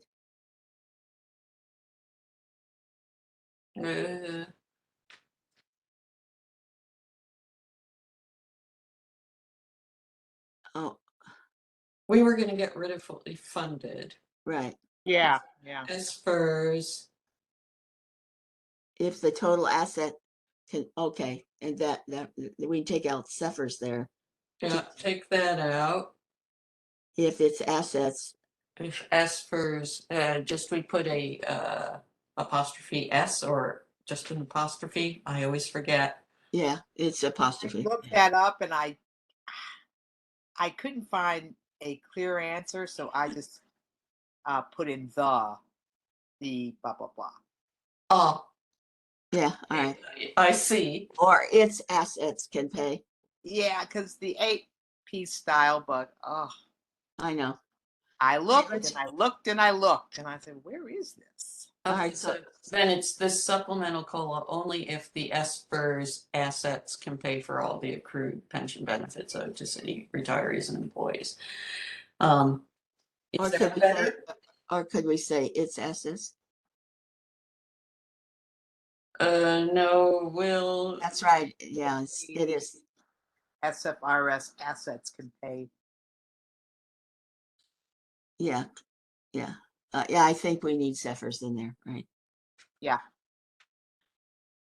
I think we can put the apostrophe in and be wild. Yeah. Does it hurt too much, Michelle? Well, you know,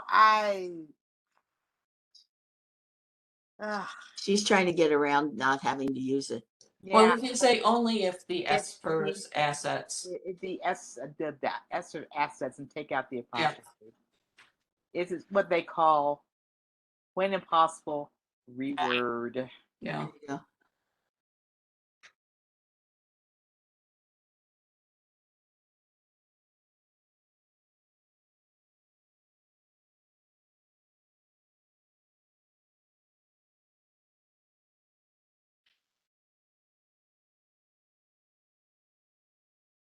Do we have to say, do we need to modify SFERS assets with current or existing or something?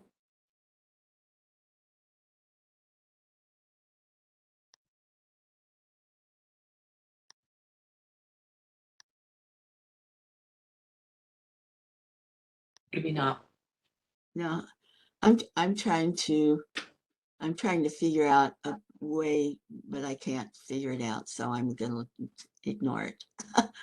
I was trying to get around the city employees who retired before, but I can't get around it, so.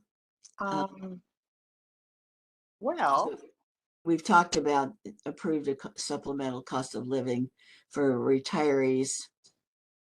and don't forget the period after, I mean, the comma after 1996.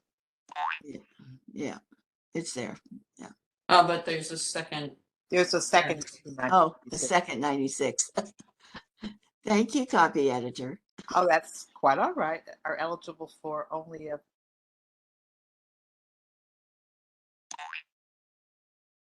Okay, he retired before.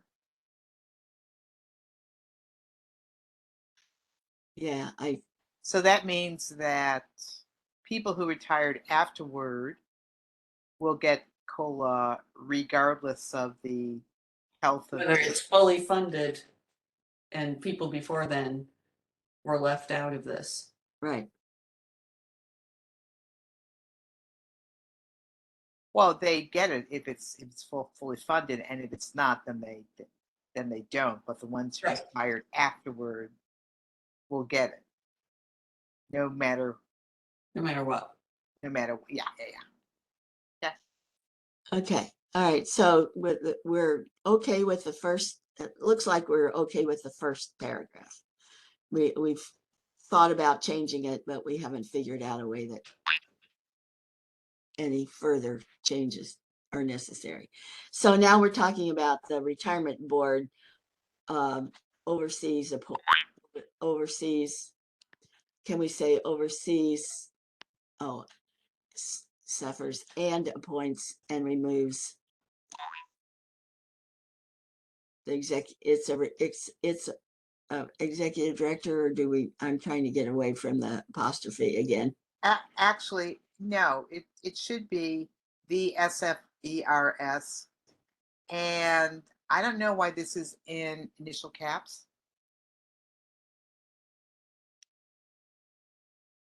You mean the city's retirement board? No. The city's retirement board oversees.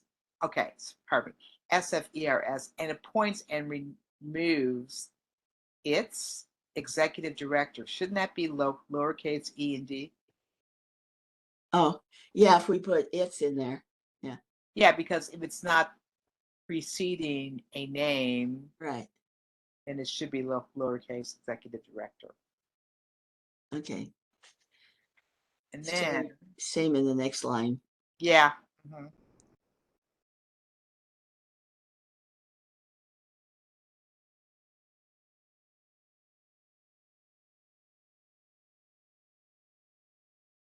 Can we just say when hiring an executive director, the board may not enter? Right, enter into an individual employment with, you can say that director. Well, with the director. now I think just when hiring an executive director. Right. Okay. When hiring an executive, that's lowercase ed. The board may not enter into an individual employment contract. Period. Yeah. Right. Instead, the board must follow city civil service hiring and other rules which limit salary and benefits the board can offer. Period. Right? We don't need.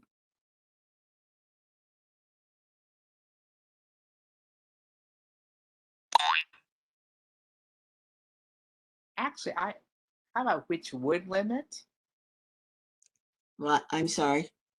Which would limit, or do you think it makes any difference? I think it's okay. Just to leave it. Do we want to put it, we want to end it after offer? Yeah, sure. Okay.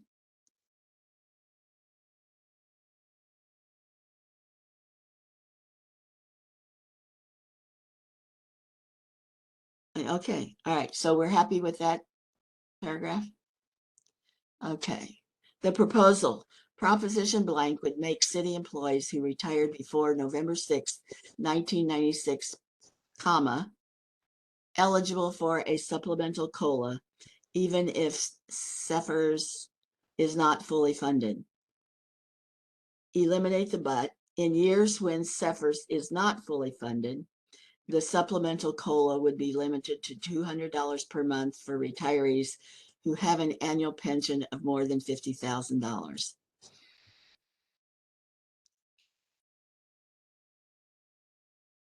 Okay, here's a funny suggestion. Yeah, Up in the way it is now, at the end of the last sentence, put in parens, fully funded.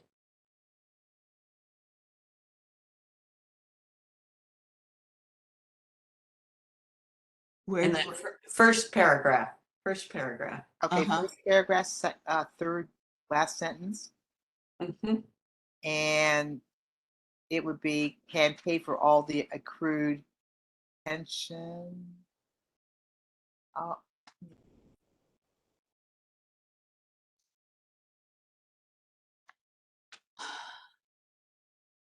So that we don't have to repeat that long form in the proposal. well, but there we're talking about retirees, the employees being fully funded, and down here we're talking about Cephers being fully funded. No, up here we're talking about ESSERS being fully funded. Okay, Only and can pay for. Yeah. okay, all right, Higher okay, all right, I see. works, yeah.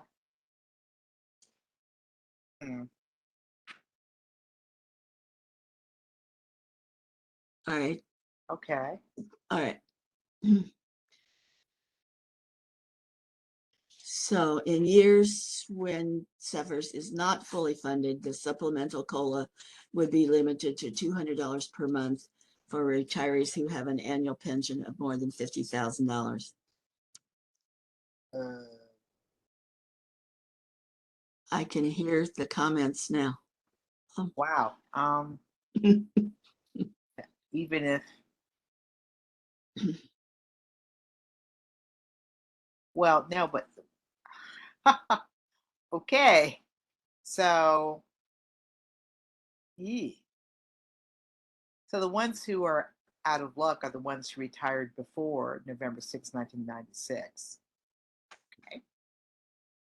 And then there would be limitations on the retirees who retired after 1996.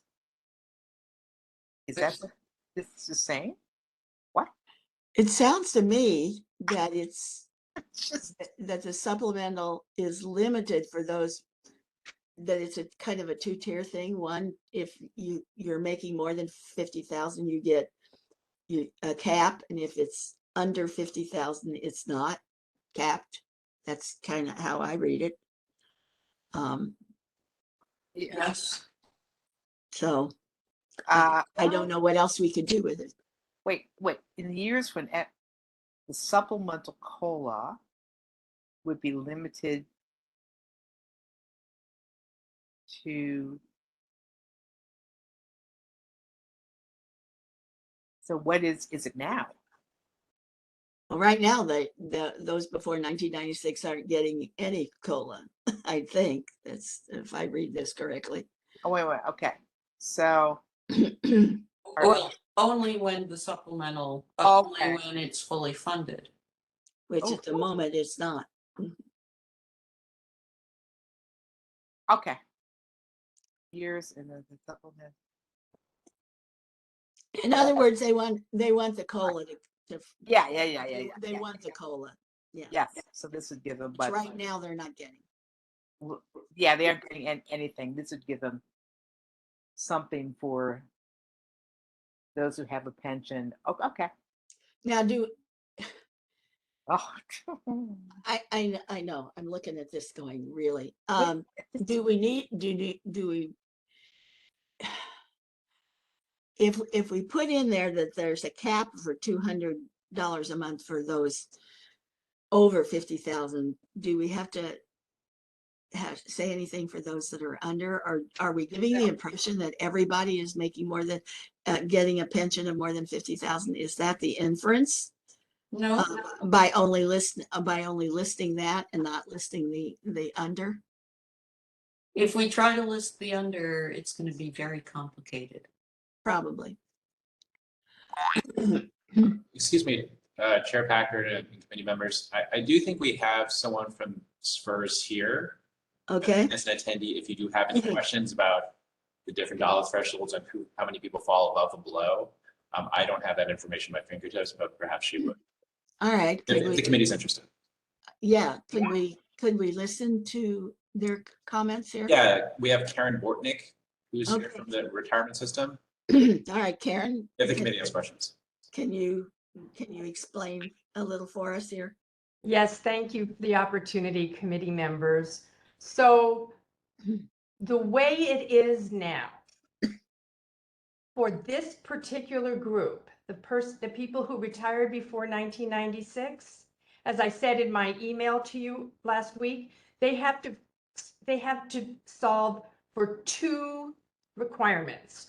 One, SPRS has to meet its expected rate of return, and forgive me for using a complicated term. And two, SPRS must also be fully funded based upon their assets. And by the way, I think that you have clarified the full funding requirement very well. Thank you.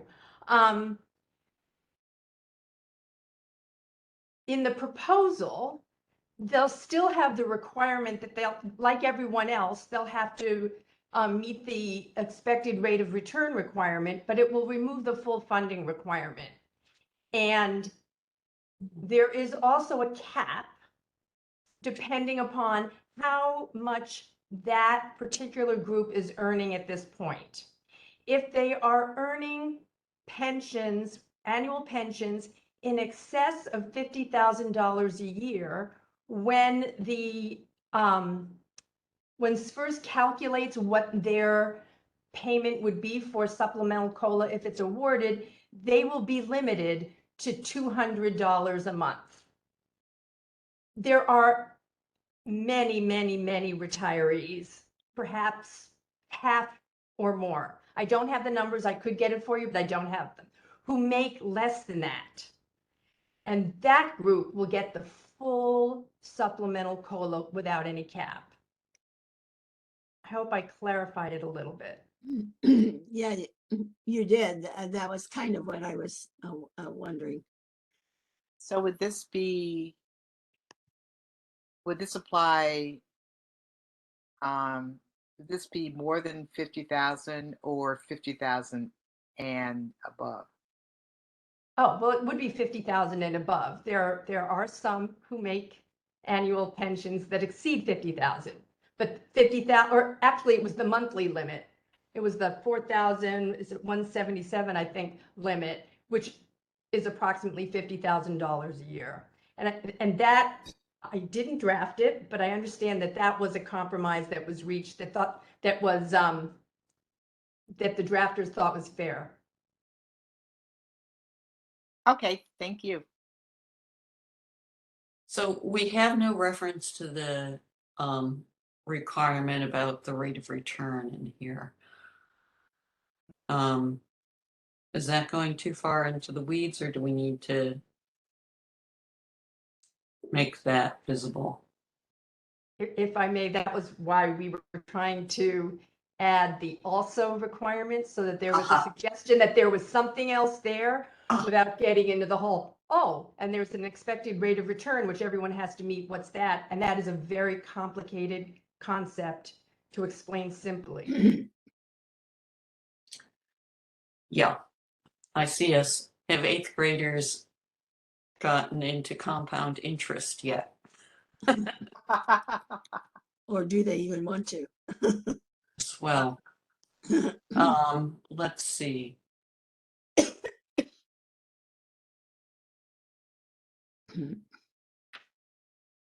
See.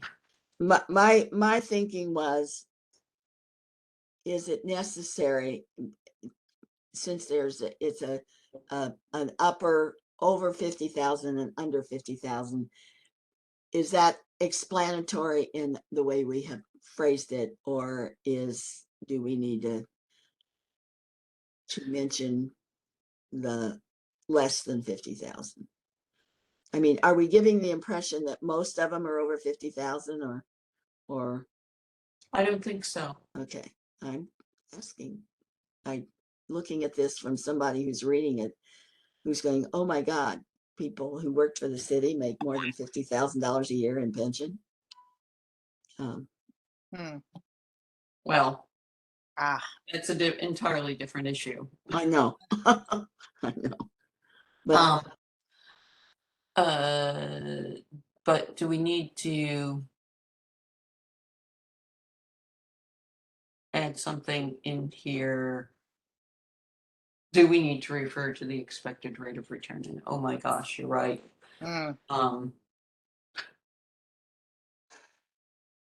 Definitely that goes into the words you need to know if we're going to reference it. I would prefer not to have to. yeah. Okay.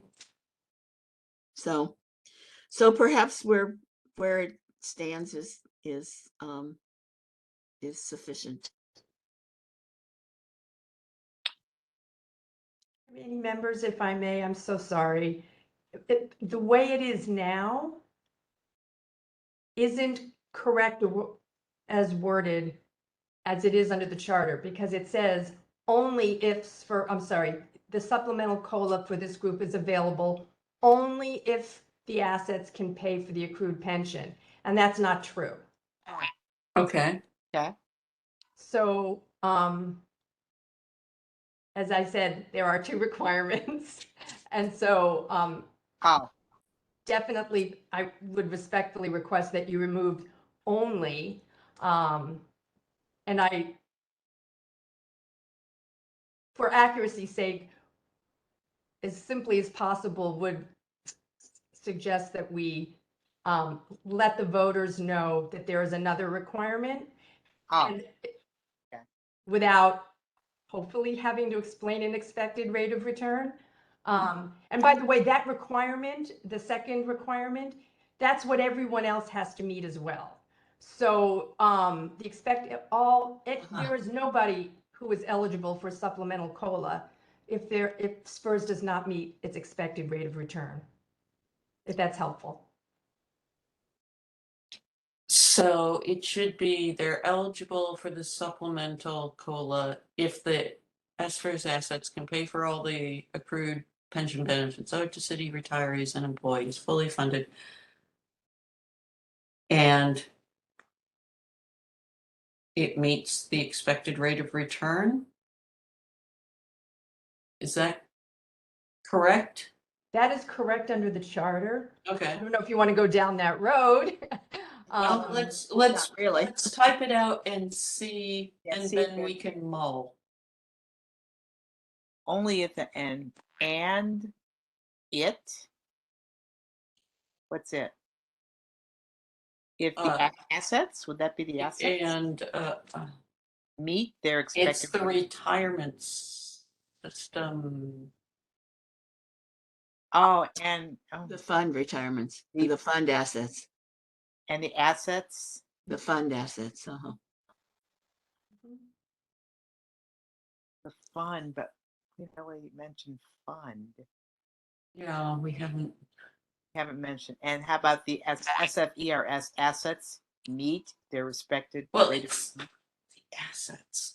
The assets then are there. their investments, I guess.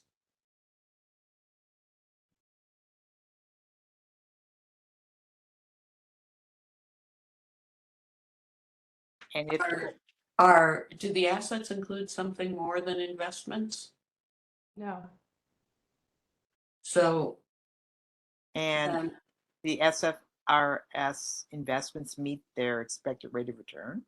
yeah, that would work. So we could put investments up at the top or here.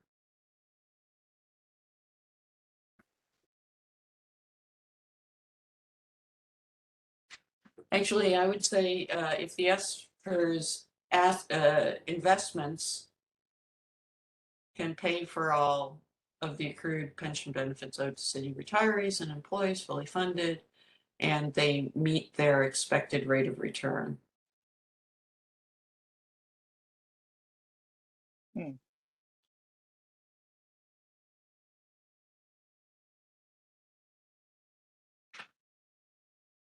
I understand that. Does someone else? If the SFR and Or you could even flip them and say, the ESPER's investments meet their expected rate of return and can pay for all of the. Right, yeah. That's better. Because that would pin down what they refer Yeah, to. yeah. And then there's a period after fully funded. How about that? Yeah. Okay, cool. Karen, is that It does. Thank you so much, committee members. I feel much better. good? Thanks for pointing it out. Yeah. All right, so, is there anything else in here then that, because, since we've done that, that we Yeah, let's check. parallel?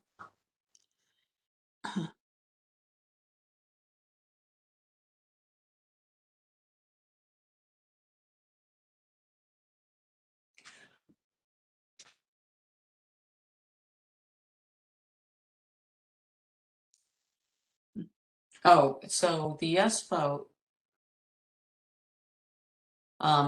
is that accurate is that clear and accurate that they would receive the supplemental COLA even if the retirement system is not fully funded? So, Yes. okay, We got a comma after 96 here. Yeah. So we don't have to refer to the rate of return, do we? Oh no, because right, all right, yeah, good, great, okay. all right.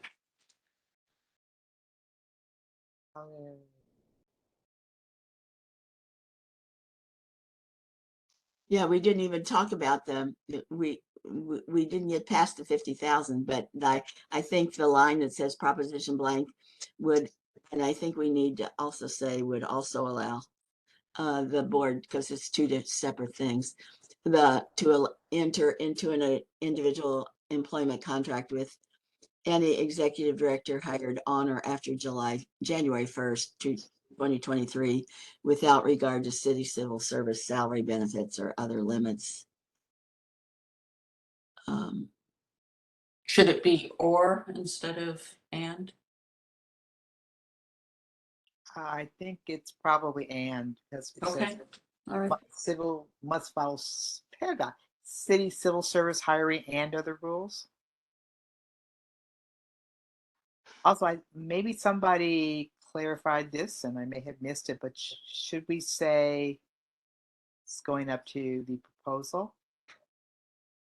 An annual pension of more than 50,000 or 50,000 and above. What is it? Oh, I don't have the language. Are you on the same paragraph we're on, Michelle? It's the previous paragraph. Yeah, previous paragraph. Oh yeah. Excuse me. The first paragraph of the proposal. Should it be more than or 50,000? 50,000 or more. More. Okay. So that would, because if somebody makes 50,000, Exactly. blah, blah, blah. Yeah. Okay. All right. I got rather confused there. Now we're back down to the individual employment contract without. I'm sorry, excuse me, committee members. Just on that last edit, I'm Yeah. not sure if it's exactly 50,000. That's the threshold.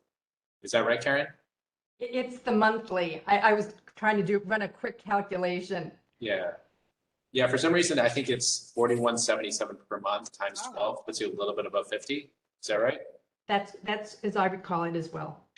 Should we express it in the monthly monthly amount?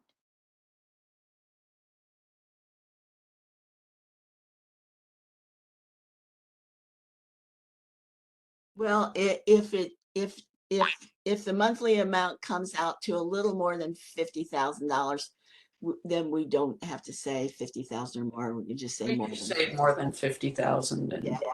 Yeah. Go back to where we were. and that will be true. Yeah, Oh, okay. because it's never going to come out exactly at 50,000. Oh, okay. Yeah. Yeah, I think it's just I'm sorry, I think it's 41.67 per month. Oh, okay. Puts you just a few dollars for 50,000. Okay. So. You. Yeah. Okay. Yeah. Yeah. Great. Thanks. Yeah. All right. So now we're down to the proposition blank would also allow the board to enter into an individual employment contract with any executive director hired on or after January 1, 2023, without regard to city civil service salary benefits and other limits. How about, Well, do we want to make it parallel and yeah, as I was looking, thank you. I was looking up to see, we said civil service hiring and other rules which limit. But I like this better. I like the civil service salary benefits and other, limits? Well, then we could move that. yeah. Well,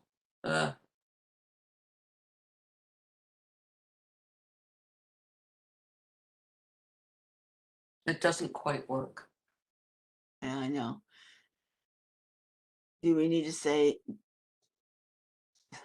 can we just say up above, can we say the board must follow city civil services hiring rules? But, it may be, people think, well, that's rules, but they don't think about the limitations on salary and benefits. So No, you but can no, say- can we just okay. leave out, can we leave out and then continue on with limits of salary?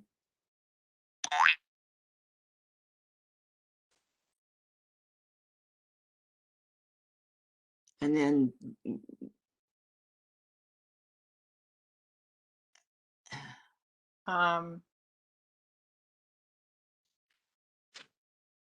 Or would there be other rules that aren't hiring rules that would limit the salary and benefits? well, I don't know. I think there's things like you can be fired for cause and things like that, which are all part of civil service hiring contracts. But, I don't know how far in the weeds we want to go here. Yeah.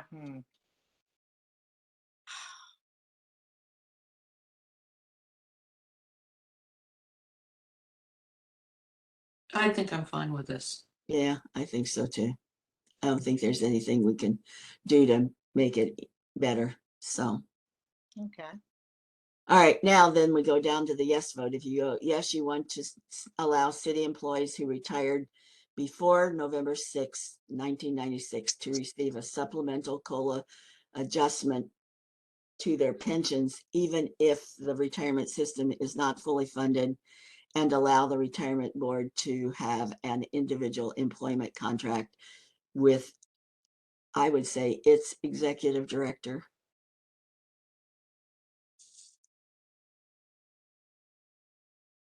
What do you think? Does that pretty well spell out what we've done above? Yes, I think so.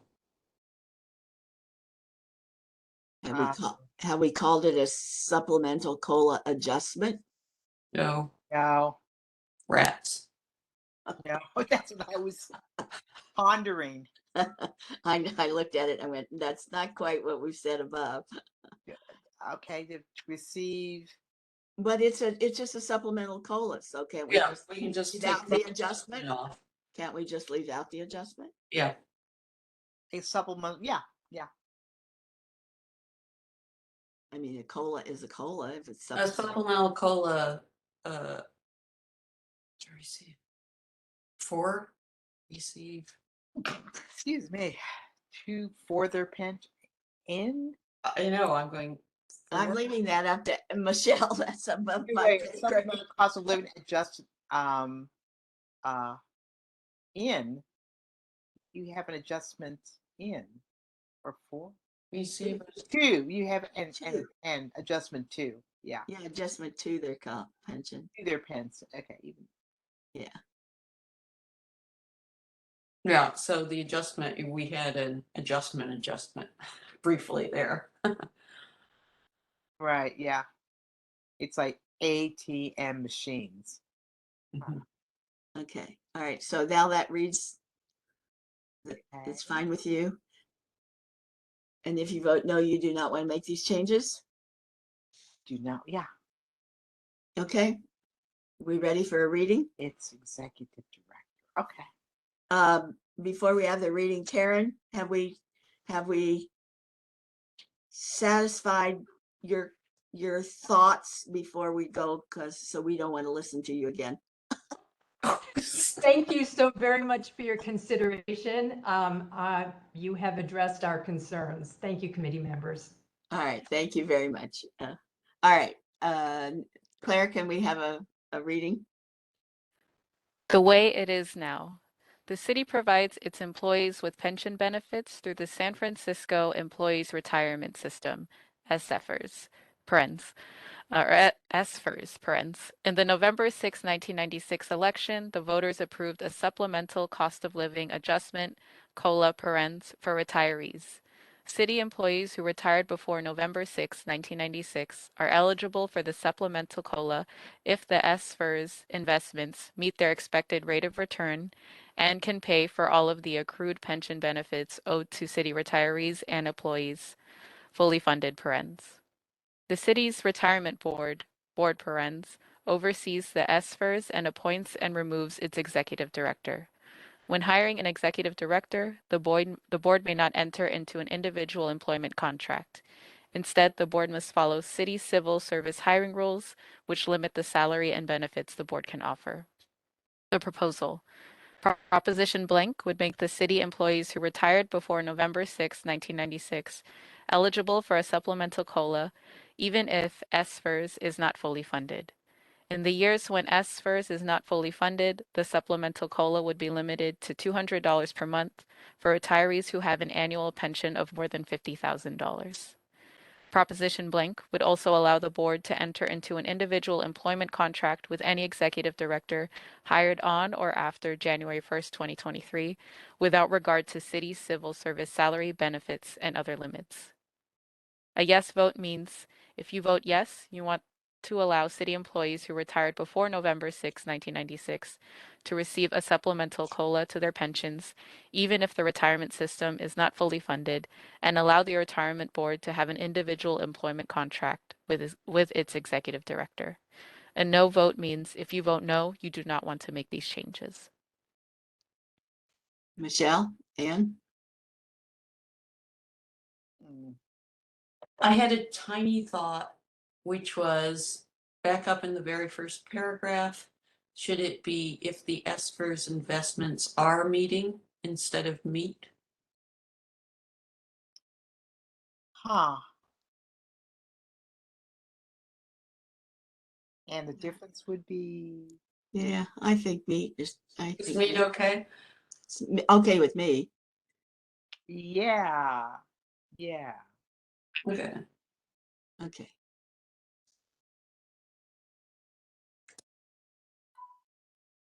Hmm. Yeah, I think it gets complicated if we start saying our meeting. It's fine. Yeah, okay. All right. Then, Committee members, sorry, one last question, and I apologize if you already touched on this issue, but did you want to sort of spell out COLA and the yes vote means? Hmm. To say cost of living adjustment. So I think we usually don't rely on abbreviations in the yes vote means itself. Hmm.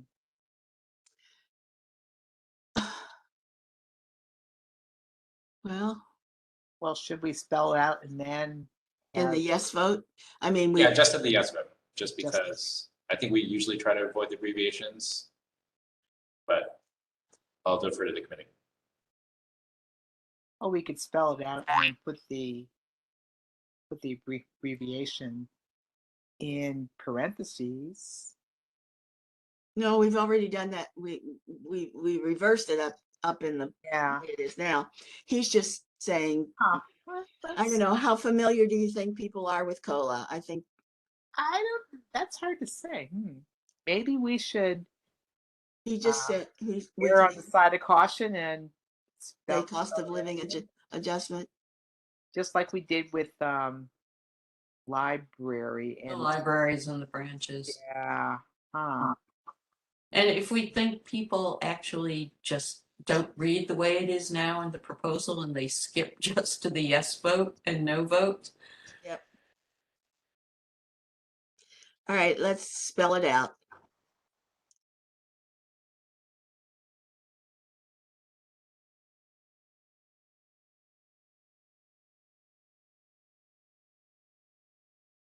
Okay. Well, we're going to open the phone, so we'll find out if what people think. Thank you. All right, now that we've made our initial draft, we open the phones for public comment. We give each caller 3 minutes. And once we've heard all the callers, we will take into consideration the comments and determine if we need to change anything. The lines are now open. If you'd like to make public comment and are on WebEx, please press the raise your hand icon. And if you are calling, please press *3 to raise your hand.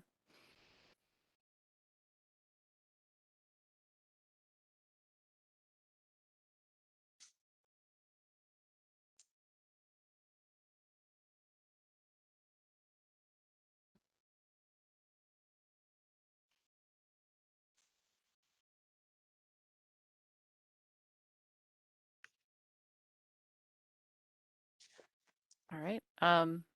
Doesn't look like we All right. have folks. Hearing no public comment, the floor is closed for public comment.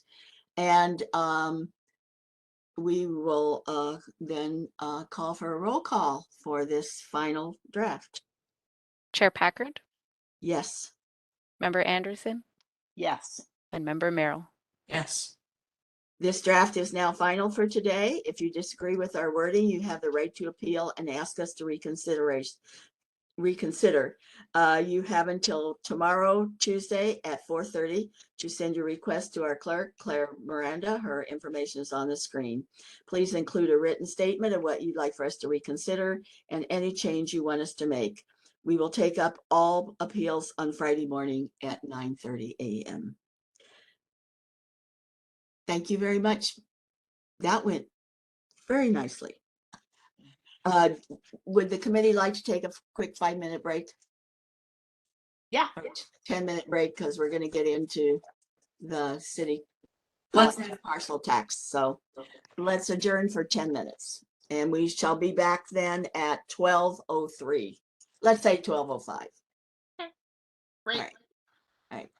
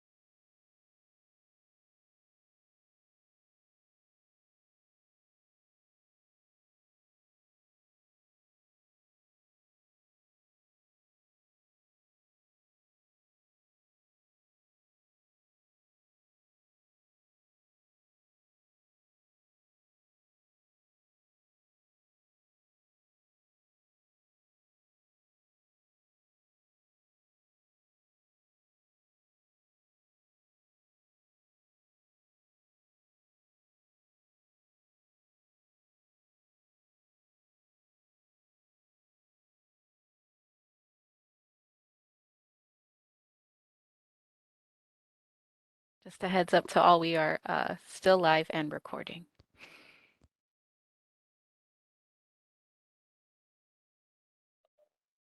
Oh, so you didn't go in practice session for the recess? No, I showed on the page that the committee will reconvene at 12:05 in case anyone logs in. Would you like a practice session right now before coming? Or- Okay. It's up to Betty. Okay. Oh, Betty, you are on mute.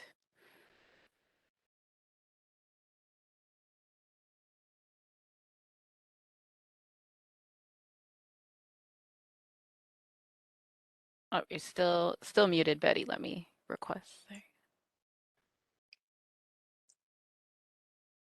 Oh, Now yes. it doesn't want to behave. Did you need a practice session, Betty? Or are we okay? We can always stay on if we feel the ones needed at the end, but we're waiting for Anne. Sure, she's on her way. I'm sure she is.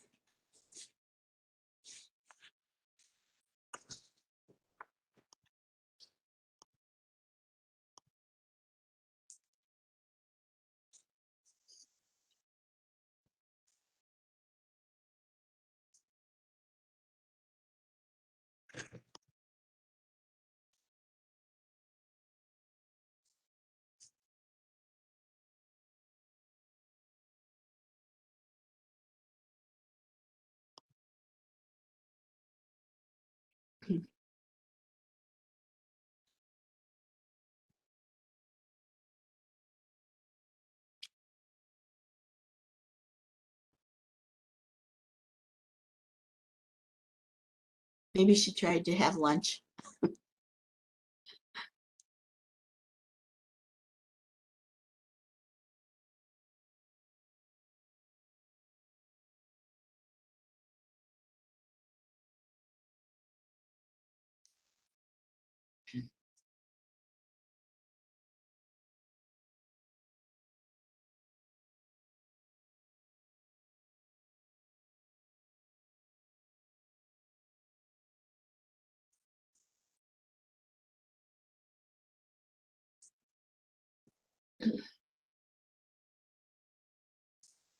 Technically, we can't continue without her. We need her for the quorum, so.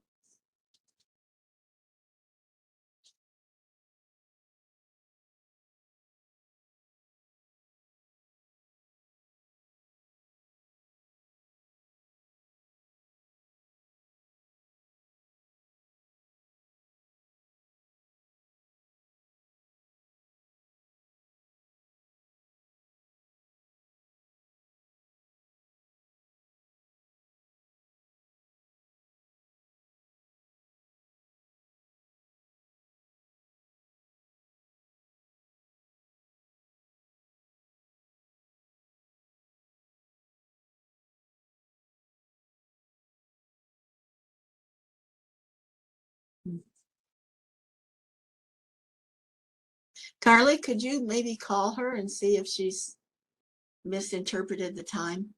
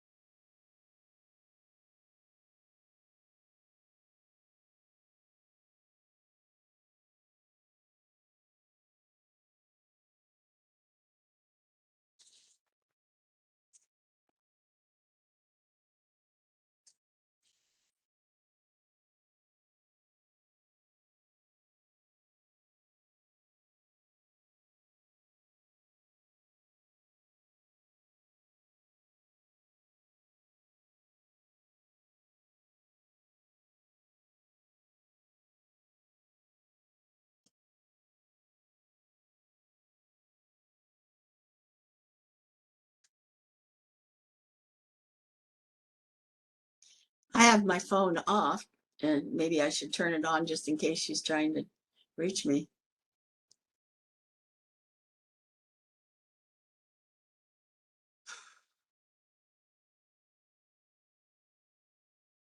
Hi, Betty, I'm sorry. I am unable to find her phone number Okay. right now. All right.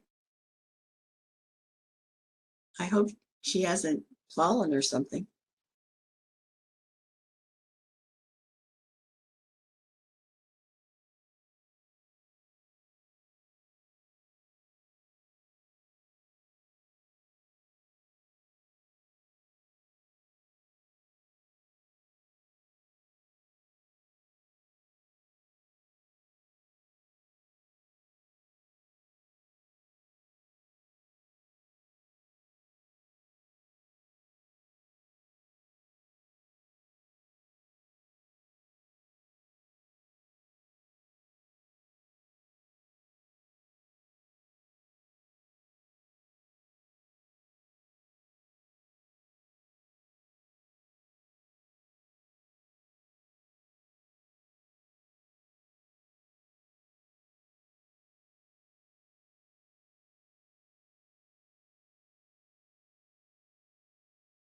Well, I don't see anything on my phone from her.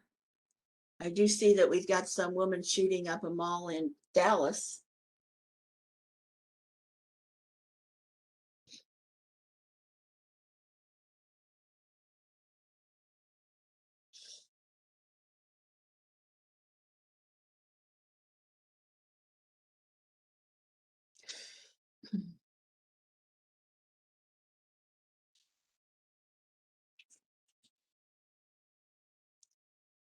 Betty, would you mind seeing if she'll respond to you with a call or Sure, get it nodded?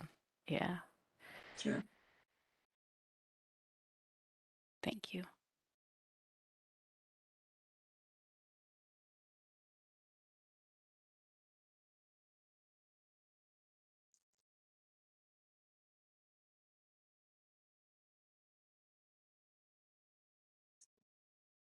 Never mind, just received a message. Their internet connection dropped and they are Oh, rebooting the router. okay. All right. Yeah. All right. Well, that makes sense.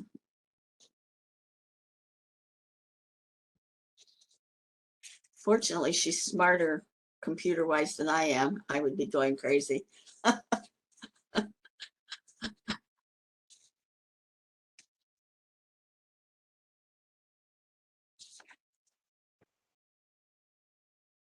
Oh, There she is. Now you have to unmute yourself. Yeah, sorry, my internet connection dropped. I had to reboot my router. Very sorry. Well, I just commented, at least you're smart enough to be able to do that. I would have been standing here going, okay, so. All right, the Ballot Simplification Committee is now back into session to consider our third item on the agenda today, which is an initiative ordinance, additional parcel tax for City College. Claire, would you read for us the way it is now? the way it is now. City College of San Francisco, City College Parens, is a public two-year community college. City College receives funding from the state, the federal government, and the city. San Francisco property owners pay an annual flat tax of $99 per parcel to help fund City College. The revenues from this existing tax pay for teachers, libraries, and counselors, among other uses. This parcel tax will expire on June 30, 2032. State law limits the amount of revenue, including tax revenue, that the city can spend each year. State law authorizes San Francisco voters to approve increases to this limit for up to 4 years. All right. Committee members, what do you think the way it is now? Any way that it needs to be changed, amended?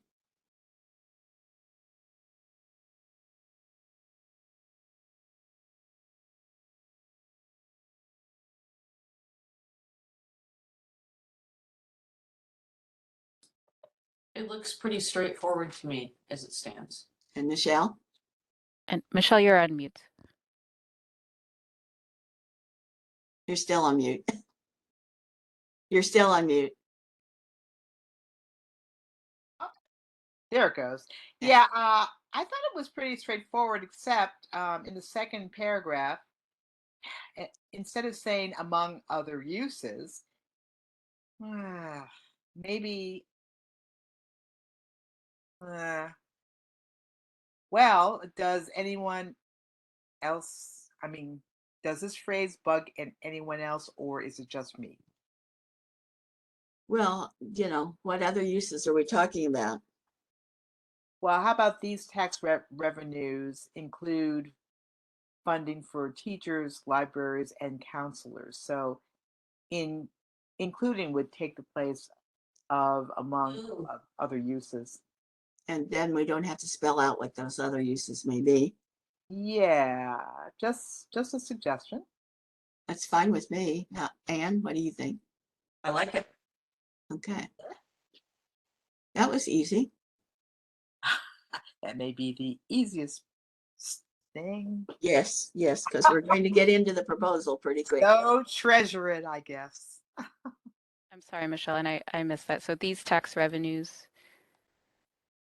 These tax revenues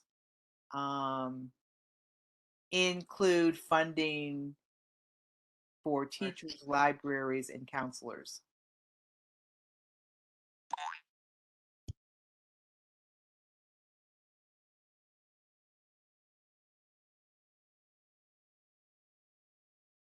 And then delete the among other uses, right? Yeah, oh yeah.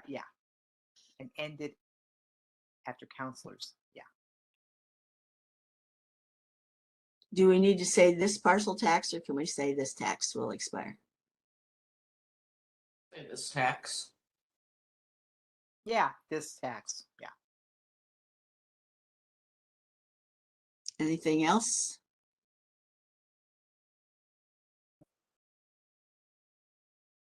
All right, then we go to the proposal. I'm going to read the first part of it because that is, in essence, contains what we have gotten from Supervisor Marr, who would like us to consider right off the bat, and it's in the first line. Proposition blank, the proposal, proposition blank would impose an additional parcel tax on San Francisco property owners beginning on July 1, 2023, Comma. period, not period, but comma, Comma. and then continuing until June 30th, 2043. The tax would be adjusted annually for inflation. The proposed 2023 tax rates would be. Now, the supervisor is fairly adamant, I think, in the 2 pages that he sent us, that he would like for us to include the fact that it is an additional tiered parcel tax.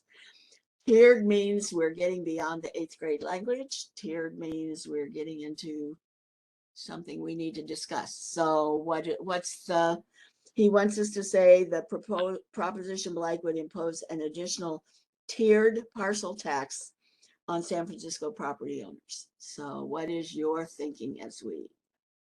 Well, wouldn't we have to explain what tiered means? Well, I think the table, if we retain the table, is already in its nature tiered. Yeah. And also, we eliminated the modifier parcel before tax in the way it is now. I'm not sure that it shouldn't be in the proposal, and then we don't need to do it after that, but Okay, this is new. well, then we should put parcel back in up above, I think, then. You think so? Yeah. Oh, well, we've got a flat I'm tax sure- of 99 per. Or parcel. Yeah, this is an additional parcel tax, so that's why Um, Okay. I yeah, that's why I think it's a difference here in the proposition, in the proposal. I don't think it's necessary to continue it often in the way it is now, but Okay, because we're starting something new, I think we need to add it again, but you're I'm good. both, you're both of the thought that we don't need to include additional I Your think it would tax. be good to add because we're essentially calling it a parcel tax when we say a flat tax of 99 per parcel. Yeah, it's So good. yeah, yeah, So you're leaving it as is? yeah, Is that Michelle? yeah, but without the tiered. Yeah, okay. All right, and then we've left in the chart, more or less. Yeah, but it should be non-residential. We don't. It should be NONR, not. Yeah, it's not hyphenate. However, I'm afraid that it's probably like that in the legislation, isn't it? So do we have to parrot the legislation? Pretty much. Okay. What do you think, Andy? Isn't it in the legislation, NON hyphen residential? I think you can go either way. Well, Really? Okay. All right. Oh, Then let's do it right. Can we get rid of all the caps then? We don't need those. Like single family residential, there should be a hyphen. I mean, we can get. I don't think that we have to cap like one residential unit, two or more residential units under 5,000 square feet.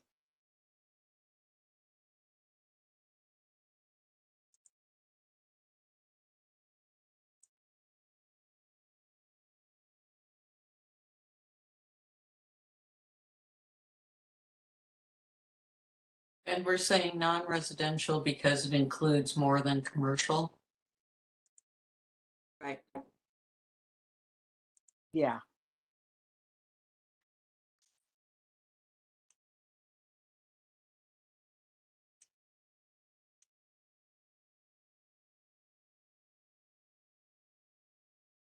Oh, the hyphen should be between single and family. Single family residential. Also, I don't think that we need a cap after the.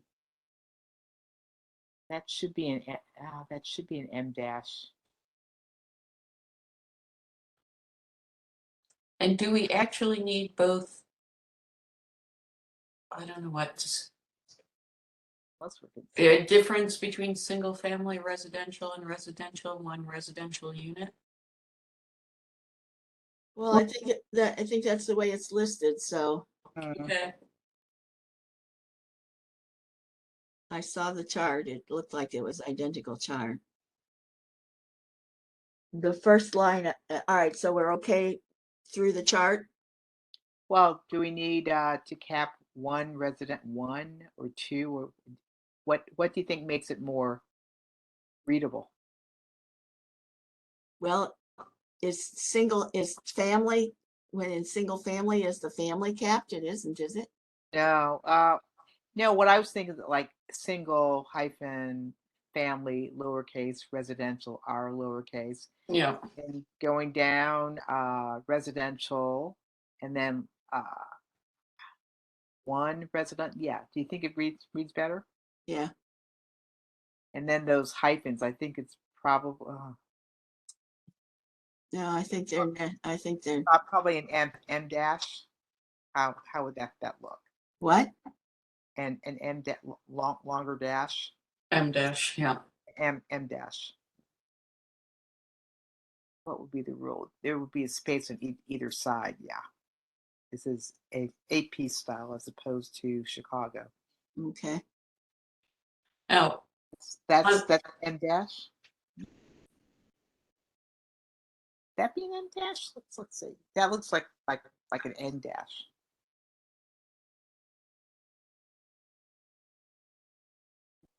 There we go. Ah, yes, yeah.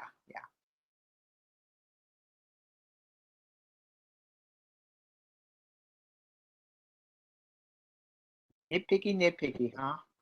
Oh, well, wait till we get down to the first line of the next one, which is my nitpicky. But wait, wouldn't we have to be consistent with the non-residential categories there, just have residential, comma, one residential unit? Oh, yeah. Details. All right.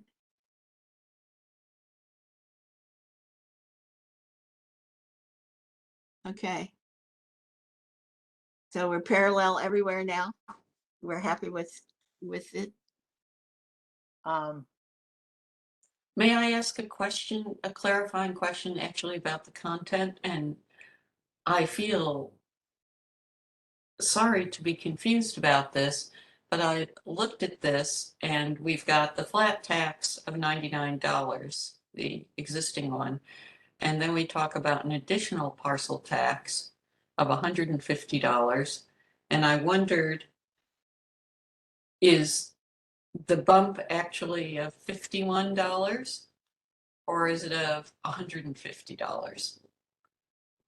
Andrew, It would be an additional tax. Yeah.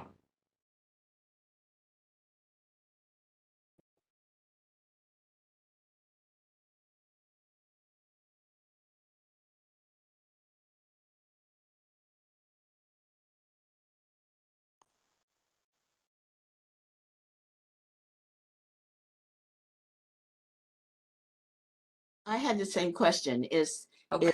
is this a replacement tax or is it in addition to? It would be in addition to, just to be clear. So it's another 150 on top of the 99, correct? Correct. Through 2032. Okay. Oh. Okay. All right. So somehow I think we have to make that clear if neither Chair Packard nor myself could figure that out as it's written. Then I would suggest an additional $150 tax on San Francisco property owners. Yeah. Or Well, But it wouldn't just be 150. Depends. yeah. okay, I see that. I see. All right.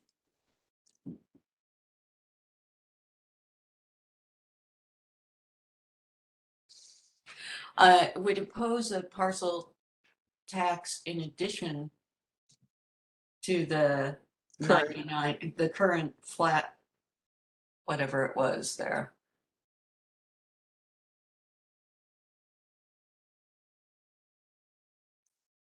Current $99 flat tax. Yeah. Yeah. Yeah.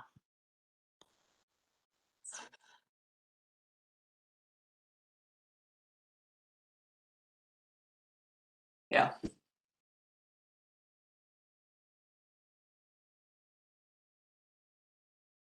Okay. So that does that make it more clear for the committee? Yeah. Yes. Yeah, All right. definitely. All right. The rates are based on the square footage of the buildings. And here's my nitpicky. Take out the comma there and put it after or. Really? Yeah. If it's undeveloped, it's the square footage of the building or the square footage of the undeveloped. Okay, on the square footage of buildings. Oh. Or.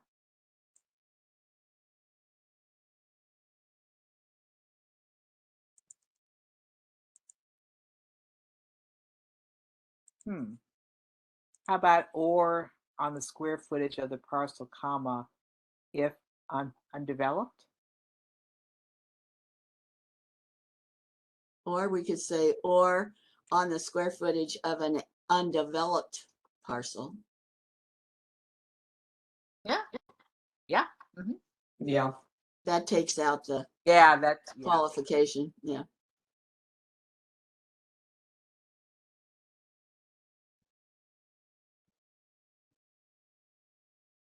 And well, that's probably probably a fairly good word. It's not underdeveloped, it's undeveloped. Hmm. Mhm. Okay. All right, for properties with mixed residential and commercial use, different rates would apply according to, and is it the uses or the use?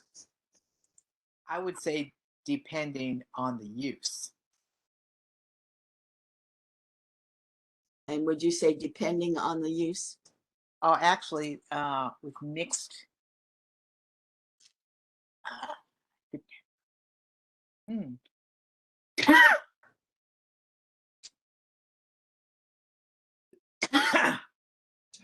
What if we just ended it after different rates would apply? Yeah, I think so, because if it's a mixed yeah, that could get complicated. All right. The tax would not apply to two types of properties, colon. Bullet, properties in which a person who is at least 65 years old before July 1st of the fiscal year has an ownership interest and also resides at that property, semicolon, and bullet, properties not required to pay standard property taxes, comma, such as parcels owned and used by certain nonprofits. Is the nonprofits hyphenated? No. Yeah, didn't think so. All right. Does that read well for you?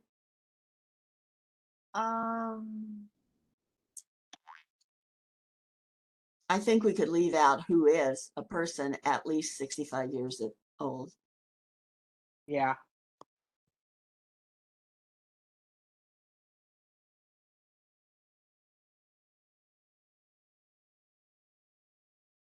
Properties in which a person is at least.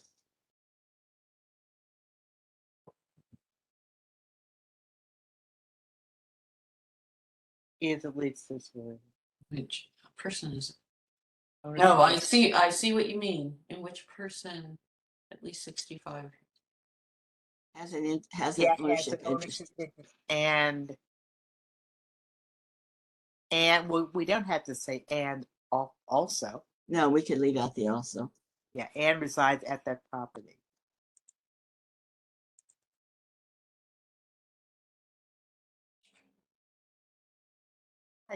I'd like to say lives at that property, but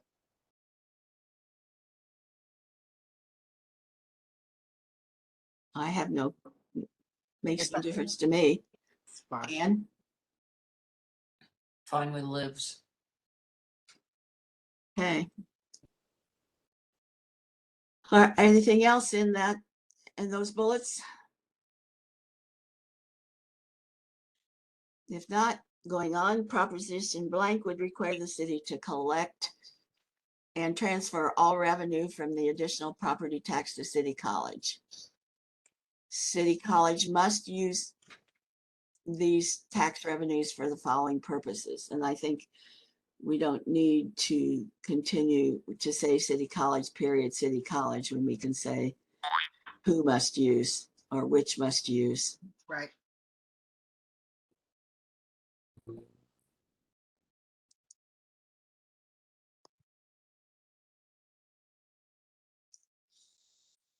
All right. Bullet, 25% for services and programs that support student enrollment, basic needs, retention, and job placement. Bullet, 25% for programs that address basic skills needs, including supporting English proficiency and technology use and obtaining United States citizenship, semicolon. Bullet, 25% for workforce development programs that support job training and placement, semicolon, and bullet 25% for programs that support the academic success and leadership development of historically underrepresented students. Is that clear?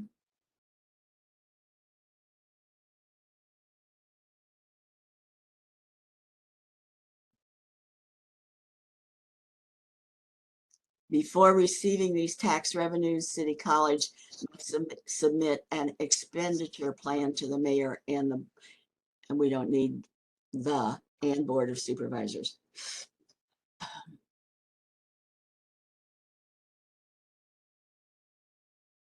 All right.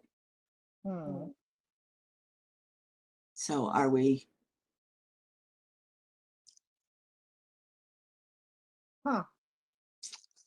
I think what they're trying to get across is that they wanted to go into the students and programming rather than the administration Right. costs. I think that's what they're trying to get across here. Especially since this was an initiative. So programs, does programs imply classroom instruction? Or, I mean, classwork? I have no idea. I would assume.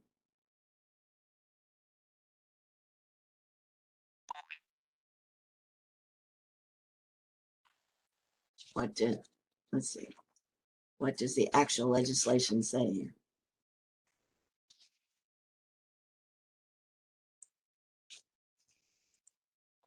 If you want, I can read the provision from the measure. Yeah, please do. Be helpful. Yeah, so that last bullet point, is that what you're asking about, Ann? Uh-huh. Well, actually, all the bullet points talk about programs. I was trying to figure out if this is intended to cover, you know, teachers' salaries and things like that, or whether this is for entirely different kinds of stuff. Yeah, so I will just say generally on all four of the different buckets here, they do use the word programs in the legal text itself, but they don't define programs. Right. Okay. So programs it is. Yeah. Yeah. Okay. All right. Proposition blank would also require the city controller to perform annual audits for the first 5 years of the tax and periodically after. That's a very awkward sentence that can be fixed, I'm sure.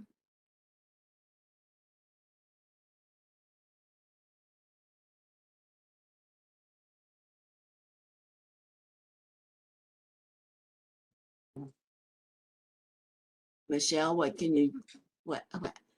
I perform annual audits for the first 5 years. Then what can we do with periodically after? Ugh. I'm mulling. And I know that's The one because of an animal for the first 5 years of the tax.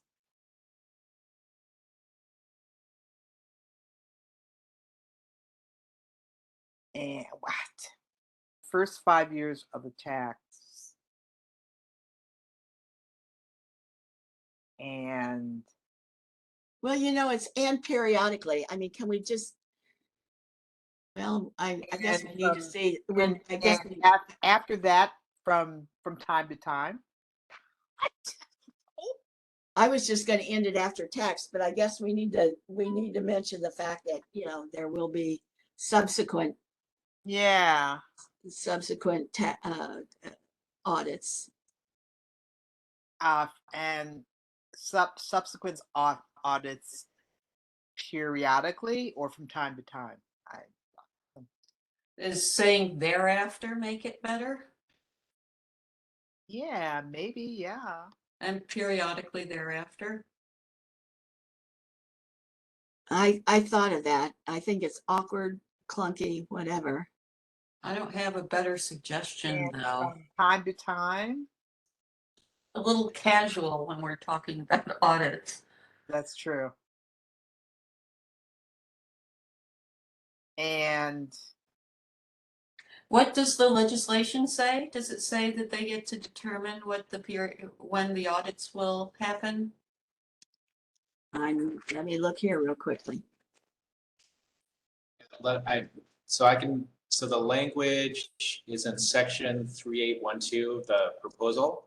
Mhm. It says all disbursements from the fund shall be subject to an annual audit for the first 5 fiscal years, and then a periodic audit thereafter by the controller. Ugh. Ooh. We can't be So hammered. thereafter would be very consistent. Well, we, I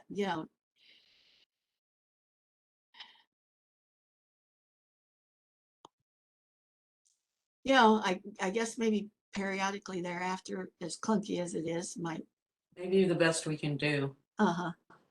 Periodically afterwards, is that any better?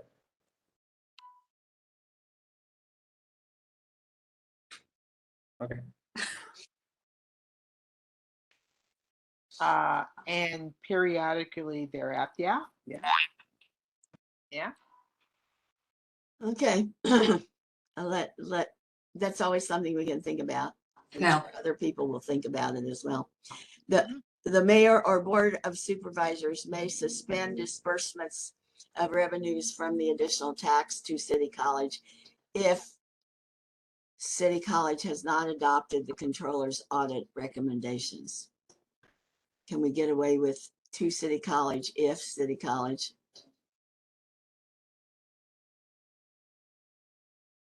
May suspend. Can we just say from the city may suspend disbursements of revenues from the additional tax if City College has not adopted?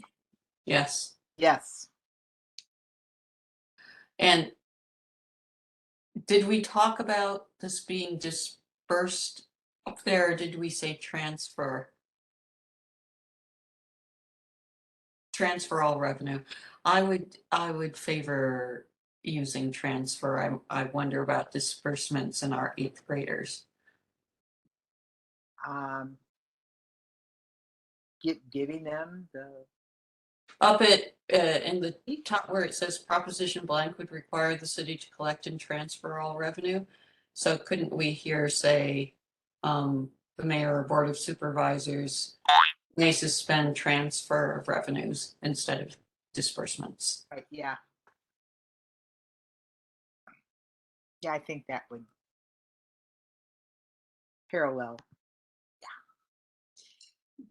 And I think it's important that we add from the additional tax, Right. Yeah. Yeah. but with that in, I'm not going there. Okay. All right. Proposition blank would also require, no, we've all got it. Well, then I would. Yeah, all right. Proposition blank would require City College to establish an independent oversight committee to ensure that tax revenues we can take out are used only for designated purposes. Jesus. Wow. That's a lot of committees.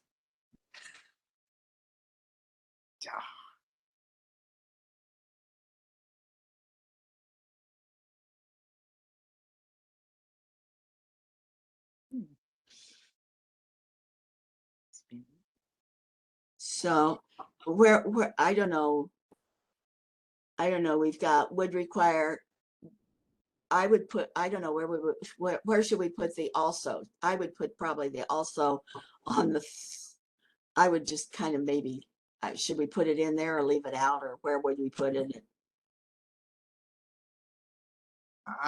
Why do we have to put it in? Huh? I'm okay. Okay. Big mess, but I'm getting ready to start my audio thing. Blast in the hall. We had we had an accident here at the house. Just maintaining this, everything is okay. So, or well, it's not okay, but it could be better. But it's okay. It's okay.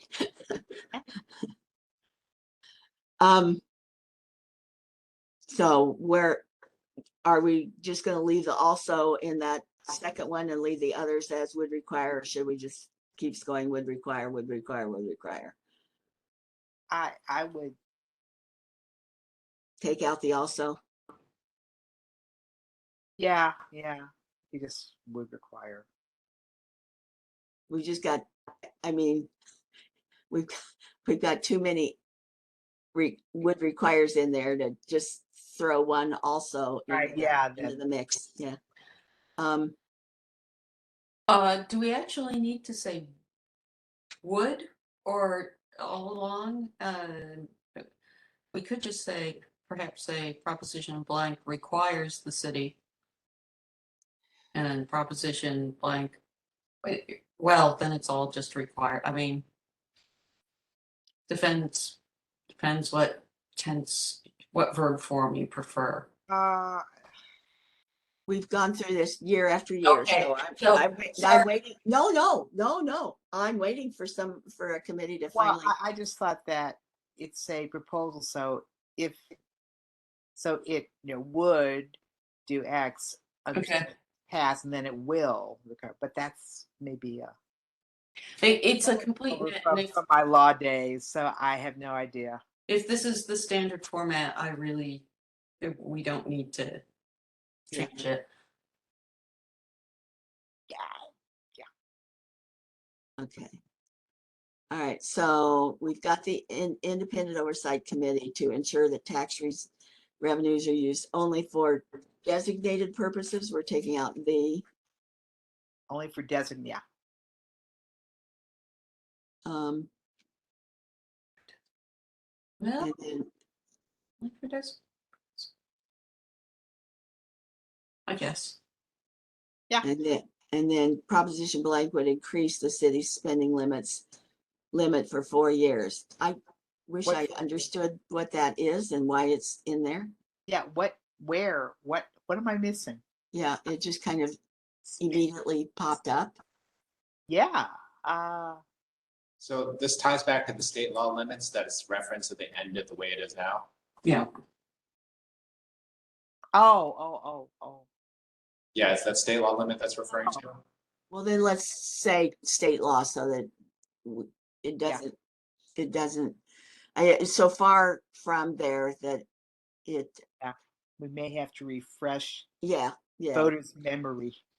because it just looks like it's out of the blue that some Yeah. city spending limit set by the state, would increase the city's spending limit, or would it,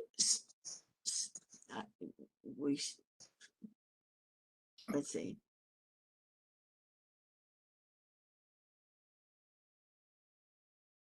Yeah, I would say maybe just set by the state. Yeah.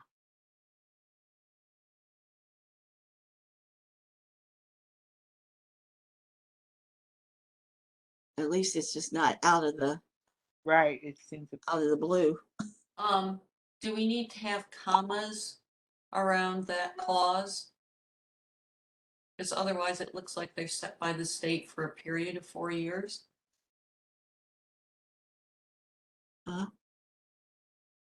There you go. Maybe. What do you think, Michelle? I go crazy at people who just put in nothing but commas. proposition would increase set by the state. Every 4 years? Is that what that means? I think we're increasing the city's spending limit for 4 years, and the spending limit is set by the state. Yeah. Oh, okay. Yeah. Yeah. Increase, All right. Set it off. Okay. right. Yeah. Right. Yes. All right. By the state for 4 years. Okay. A yes vote means if you vote yes, you want to impose an additional parcel tax on city San Francisco property owners based on the square footage of their properties and transfer the tax funds to city college for student and workforce development programs. Here we go back again, because for those people who only read the yes vote, that's not true. You want to impose an additional parcel tax on some San Francisco property owners. So, yeah. Because Yes.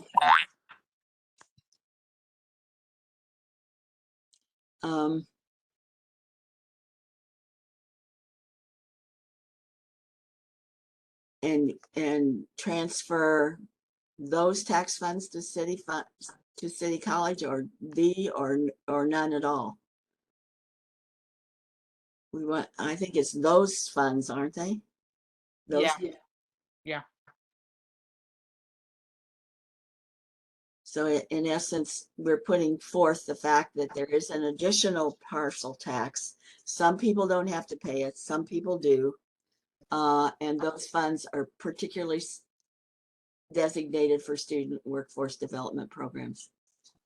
I think we've put in the yes vote what's clear, if nobody decides to read the rest of it, which some people do not. Right. Anything else anybody wants to add?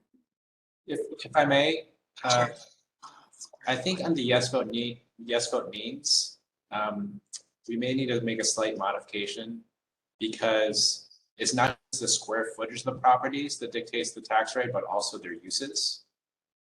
So residential versus non-residential, Right. because residential is actually not, the rate doesn't depend on how big it is. And So- use, so be square footage and use. Right, on the square footage and use. Okay. Yeah. Okay.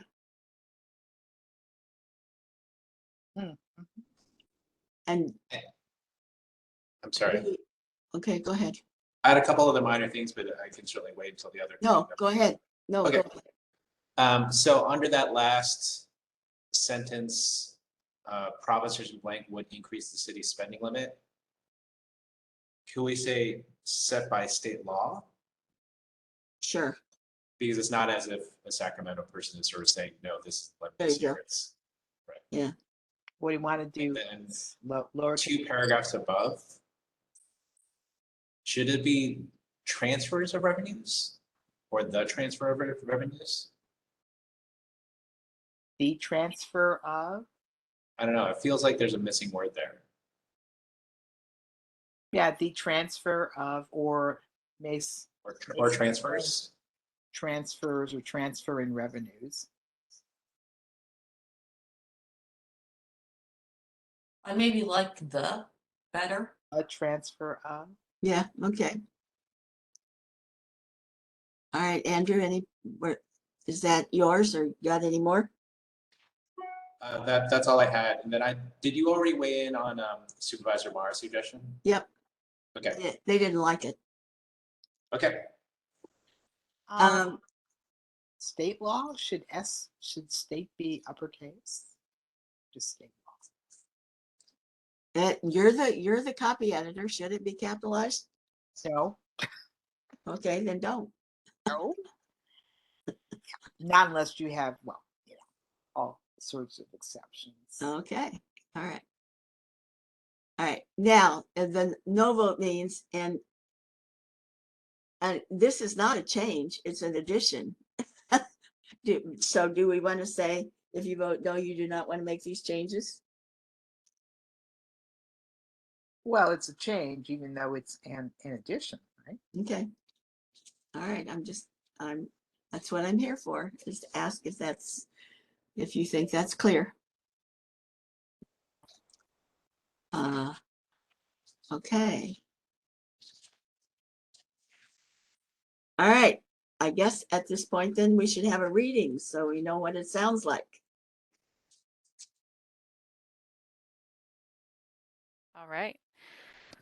The way it is now. City College of San Francisco, City College Parens, is a public 2-year community college. City College receives funding from the state, the federal government, and the city. San Francisco property owners pay an annual flat tax of $99 per parcel to help fund City College. These tax revenues include funding for teachers, libraries, and counselors. This tax will expire on June 30th, 2032. State law limits the amount of revenue, including tax revenue, that the city can spend each year. State law authorizes San Francisco voters to approve increases to this limit for up to 4 years. The proposal. Proposition blank would impose a parcel tax in addition to the current $99 flat tax on San Francisco property owners, beginning on July 1st, 2023, and continuing until June 30th, 2043. The tax would be adjusted annually for inflation. The proposed 2023 tax rates would be table prototype and then rate. Single family residential, $150. Residential, one residential unit, $150. Residential, two or more residential units, $75 per unit. Non-residential, under 5,000 square feet, $150. Non-residential, 5,000 to 24,999 square feet, $1,250. Non-residential, 25,000 to 100,000 square feet, $2,500. Non-residential, over 100,000 square feet, $4,000. The rates are based on the square footage of the buildings or the square footage of an undeveloped parcel. For properties with mixed residential and commercial uses, different rates would apply. The tax would not apply to two types of properties. Bullet, properties in which a person at least 65 years old before July 1st of the fiscal year has an ownership interest and lives at that property. And bullet, properties not required to pay standard property taxes, such as parcels owned and used by certain nonprofits. Proposition blank would require the city to collect and transfer all revenue from the additional parcel tax to City College, which must use these tax revenues for the following purposes. Bullet, 25% for services and programs that support student enrollment, basic needs, retention, and job placement. Bullet, 25% for programs that address basic skills needs, including supporting English proficiency and technology use and obtaining United States citizenship. Bullet, 25% for workforce development programs that support job training and placement. And bullet, 25% for programs that support the academic success and leadership development of historically underrepresented students. Before receiving these tax revenues, City College must submit an expenditure plan to the mayor and board of supervisors. Proposition blank would require the city controller to perform annual audits for the first 5 years of the tax and periodically thereafter. The mayor or board of supervisors may suspend the transfer of revenues from the additional tax if City College has not adopted the controller's audit recommendations. Proposition blank would require City College to establish an independent oversight committee to ensure that tax revenues are used for only designated purposes. Proposition blank would increase the city's spending limit set by state law for 4 years. A yes vote means if you vote yes, you want to impose an additional parcel tax on some San Francisco property owners based on the square footage and use of their properties and transfer those tax funds to City College for student and workforce development programs. A no vote means if you vote no, you do not want to make these changes. The only thing I would say is in the very first line of the way it is now, I think we could say City College of San Francisco, City College, is a public 2-year community college which receives funding from the state, federal government, and the federal government and the city. I think we can cut out the City College again and just say which receives funding. Or do you think it needs two separate sentences? I don't think so. No.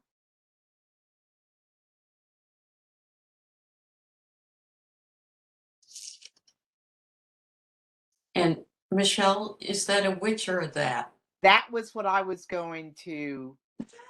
Well, I get them confused all the time. So Okay. you tell us which it should be. It's a which if you put a comma after City College, and it's a that if you don't. So the question is the restrictive use or not? Is I was sort of thinking this might be a that, so to speak. yeah, why can't I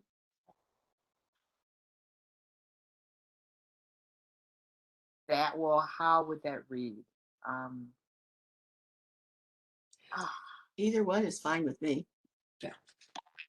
Yeah, either, well, see, which, well, you could do that. Yeah, I mean, if it's it's weird because if it's referring to City College, it's a which, but we are describing, we're defining it. So Addition, yes. Why is it stuck? I think it's that. let's leave it at that. Well, it could be, yeah, because if we keep the which, then we have to add a comma. Okay. I know. All right. So I have no other thoughts. I didn't realize it was going to go into such a huge change in discussion here, but did anyone else have anything else to say? You're pleased with it as we speak? All right, so now that we've made our initial draft, we will open the phone lines for public comment. You will have 3 minutes to comment. And once we've heard all the callers, we will take into consideration your comments and determine what we need to add or change to the draft. The queue is now open for public comment. If you would like to make public comment or on WebEx, please hit the raise your hand icon. If you are calling over the phone, please hit *3 to raise your hand. Okay, and caller, you are unmuted. You hear me okay? Yes.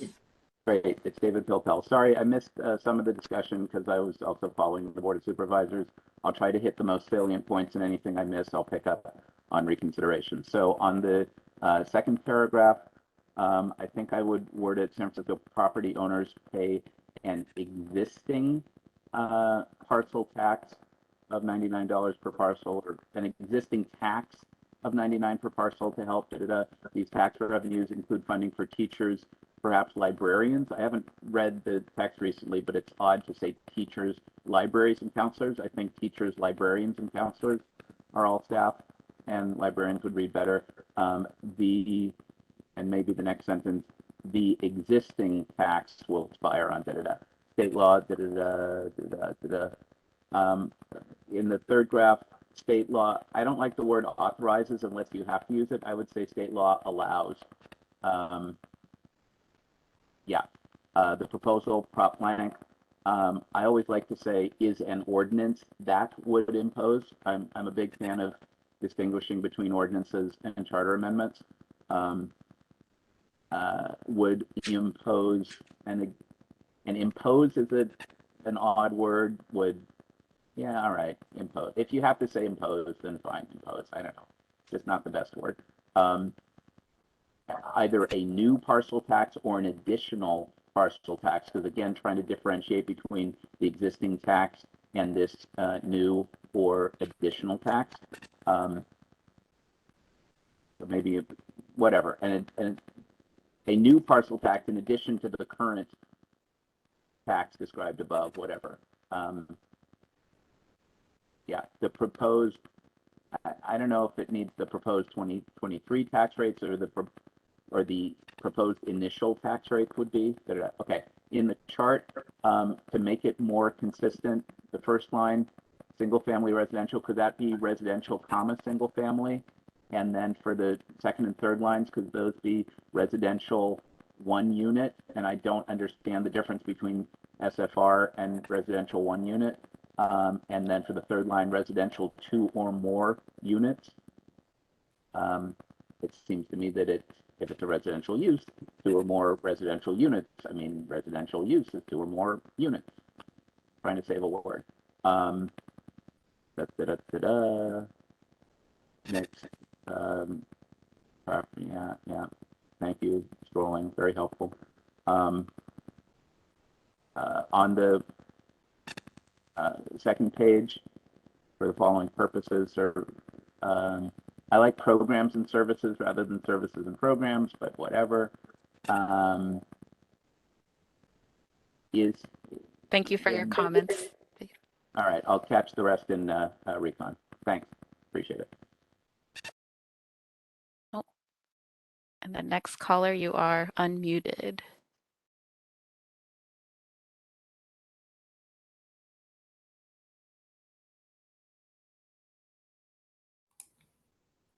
Hello? Hello. Yes, hi.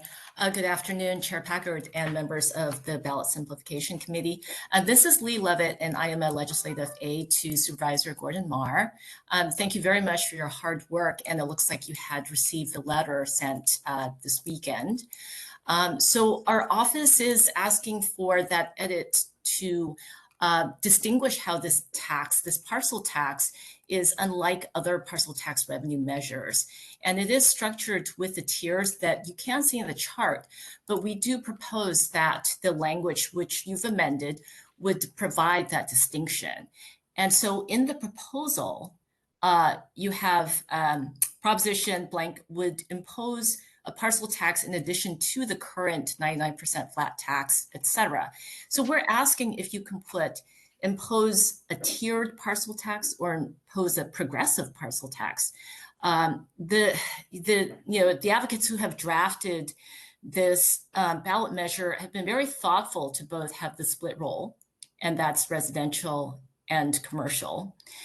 And they've done their best to take what's on the property tax rolls to make sure that there's a lot more fairness than we have seen with many flat taxes, where you could have one unit or you could have multiple units, it's the same tax. And then for the commercial, you can have enormous properties and they will tax a giant building at the same rate as something that's a small business. So we are asking for adding that word tiered or perhaps even progressive, both in the proposal and also in the section further down where it says a yes vote means.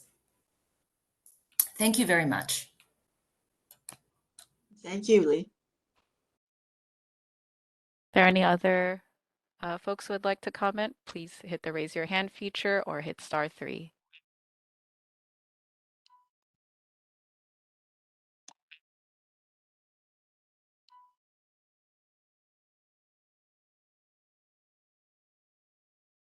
I think that is all we have. If there are no other Oh. callers, then public. Sorry, do have one more, it looks like. Okay. Yeah. All right. Right. Mr. Wong. Okay. All right. Mr. My Wong. name is, can you hear me? Yes. Good afternoon, committee. My name is Alan Wong. I'm a trustee with City College of San Francisco. I want to thank you all for your work on this measure. I too want to add that I would like to see some wording that includes tiered or gradual or progressive on the tax measure so that it indicates the nature of the tax that would tax have tax more for additional square footage. In addition, I think that wording that mentions investing in City College is important to ensure that people know that this is supporting City College for the long term and ensuring that we have the necessary funding so that we have a sustainable and long-term college that can serve residents in San Francisco for the future. Thank you very much. I appreciate all your work. Thank you. Thank you.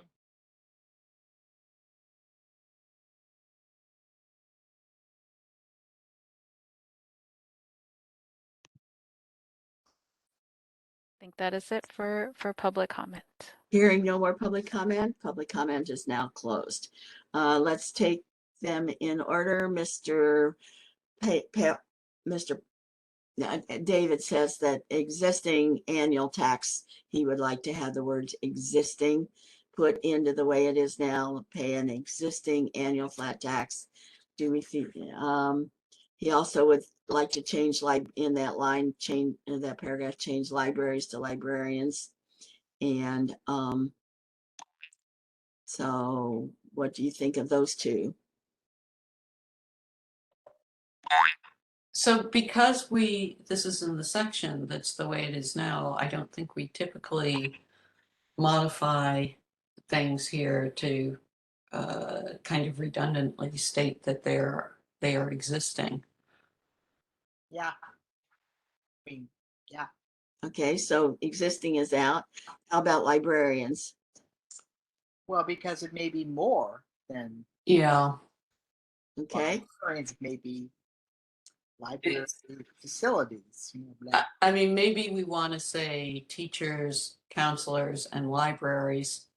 So you have sort of the two things that are similar, closer to each other. Right? Yeah. so how would you phrase that then again? Teachers, counselors, And and libraries. Okay. All right.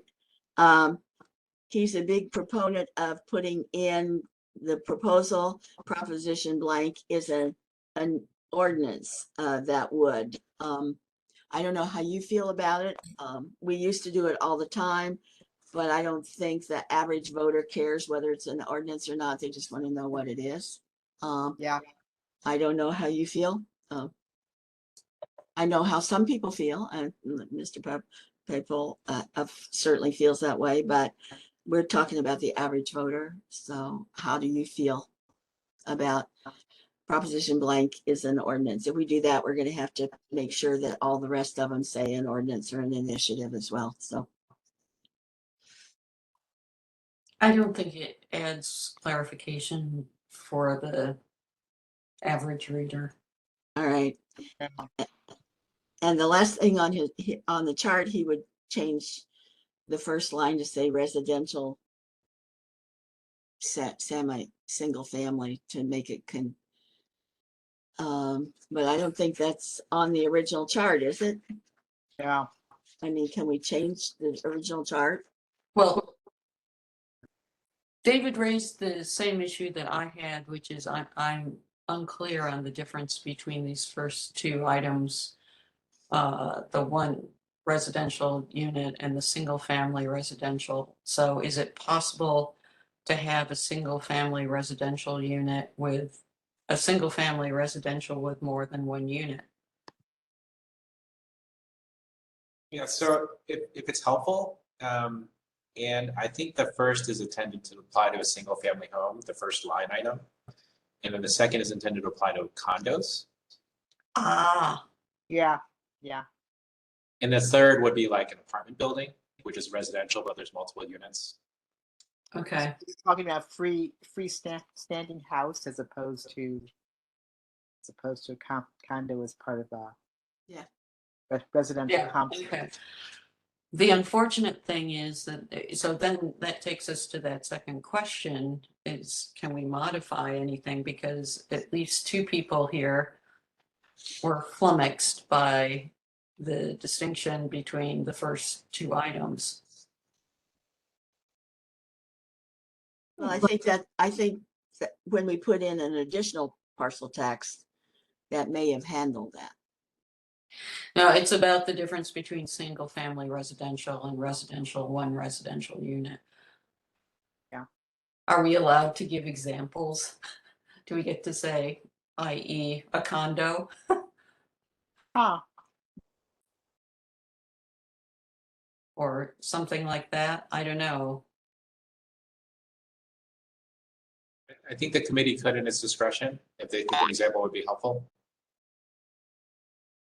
Well, if you want to put, For example, if you want to put it just in parentheses, condominium, yeah. would that help you? Anne? I think it would. Okay. I mean, once you state it, then it's completely obvious. Right. And somehow it didn't cross my mind previously. Okay. All right. So I don't know how you prefer to phrase it, such as a condominium or including a condominium. I would just put it in parentheses. But you think it should be including? Or for example. For example? Sure. Yeah. Yeah. you'd want a comma after, for example. Yeah.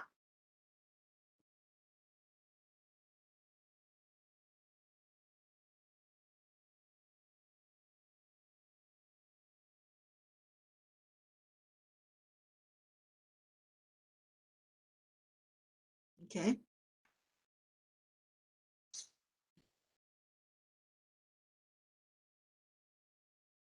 All right. Anything else? And does that solve your I think so. It sort of sticks out now like a sore thumb, and you wonder if you need more examples, but I will hold my fire if, unless other people think, I don't even think we need, for example, I think we could just put a condominium in parens, but maybe there are more than one kinds of residential units. Yeah, like a tenancy in common. Yeah. For example. So but whatever. So you're happy with the way it is? I'm good. Okay. All right. Lee, who has re-emphasized the fact that the supervisor and the people who put this initiative together were concerned and wanted the word tier to distinguish why this structure is unlike any other structure. And Andy, is that absolutely correct? Because I thought we've used these kinds of charts before. I'm sorry, I didn't quite catch all of that question. Well, Lee wants us to somehow indicate that this is a tiered structure because this kind of structure is new and has not been used before. And it's unlike any previous structure. Is that correct? That's true. I believe we've used tables and other measures. It'd take me a little while to dig up exact examples. I know we've used tables Right. but she says this structure, this tax structure is unlike anything else. Is that correct? I mean, I think we've done similar things in the past, but I have to double check. I want to say for the maybe a couple years ago, one of the transfer taxes.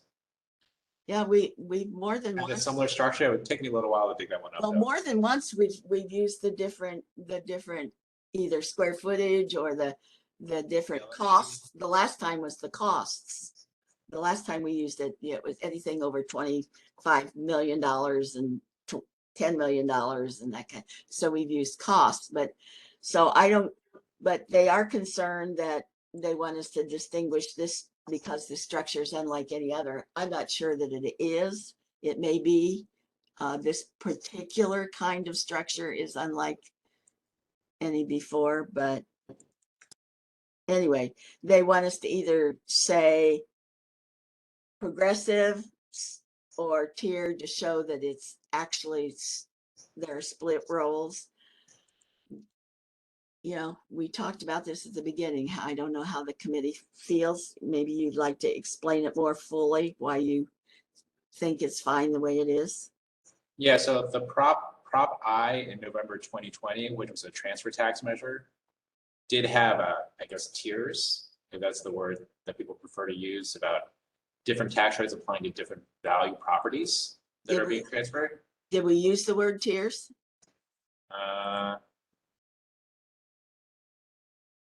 No, we just had a table. Yeah, that's what I thought. Yeah, so that's the one recent example that came to my mind. So Prop I, November 2020. Yeah.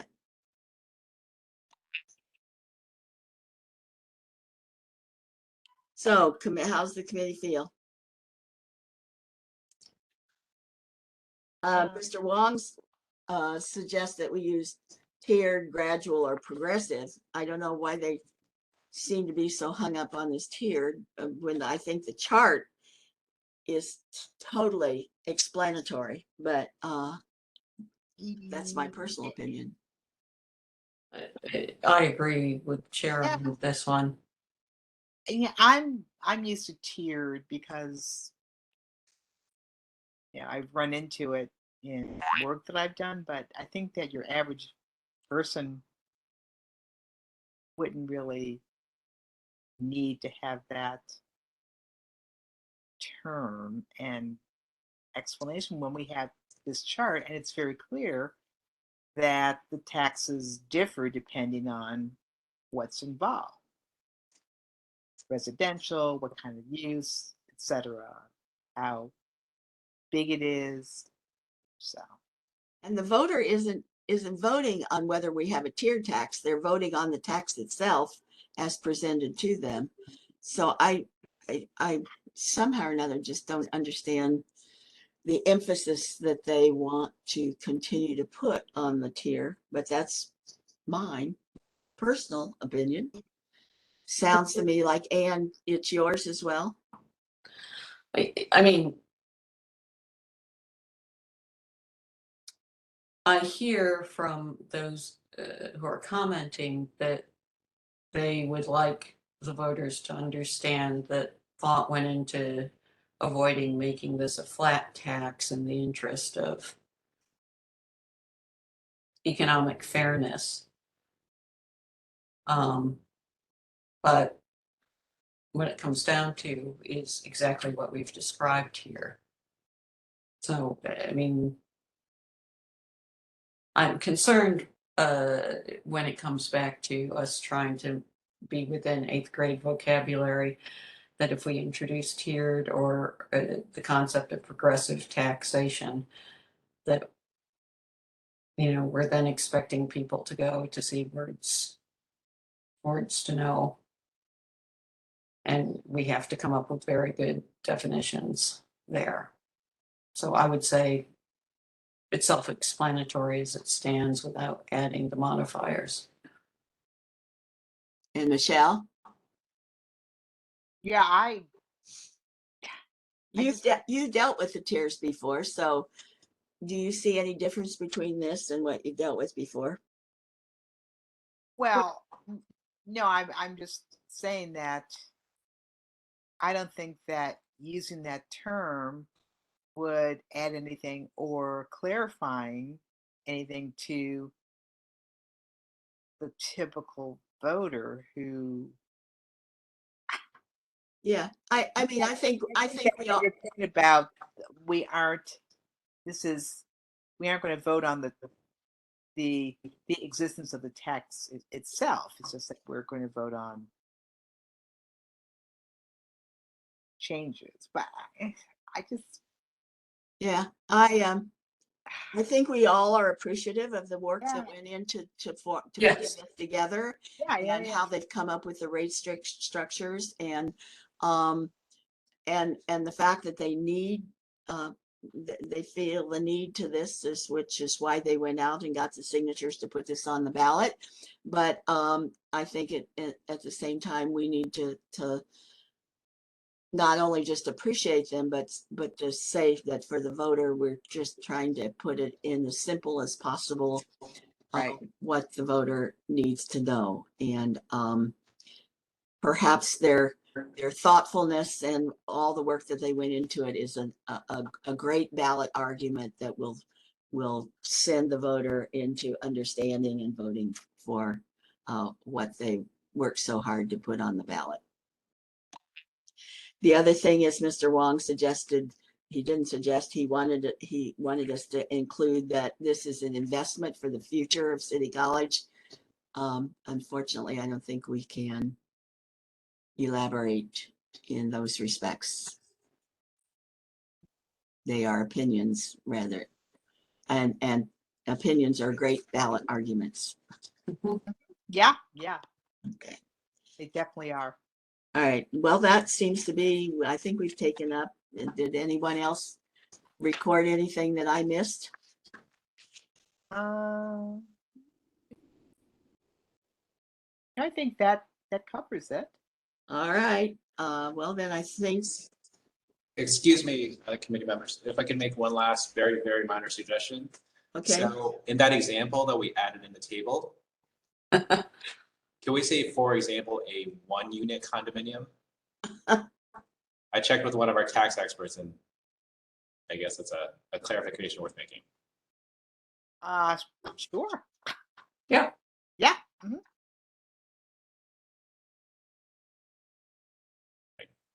And I'll defer to you about whether a hyphen is necessary or not.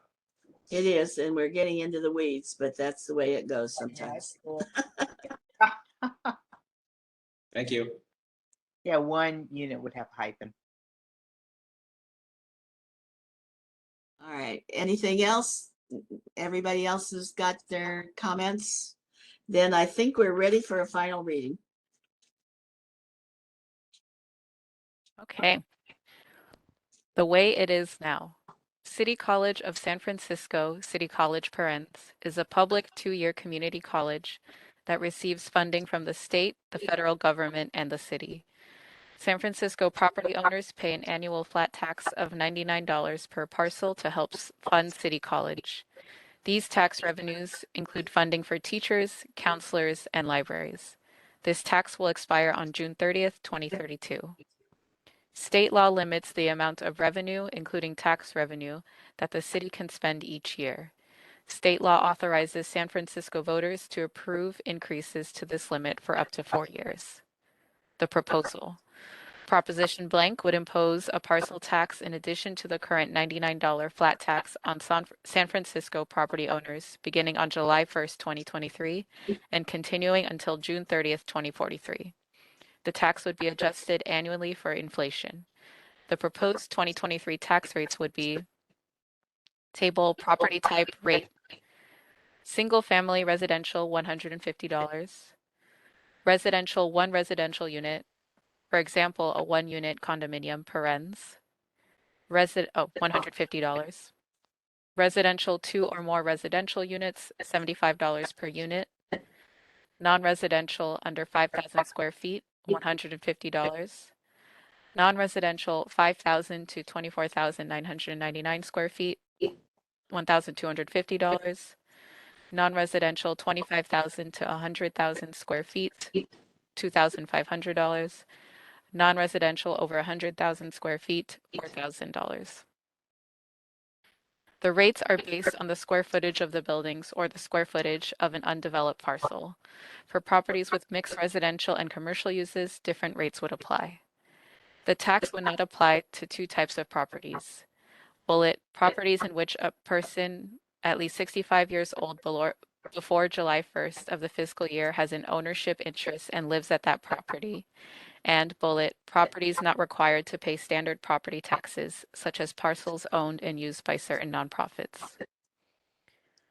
Proposition blank would require the city to collect and transfer all revenue from the additional parcel tax to City College, which must use these tax revenues for the following purposes.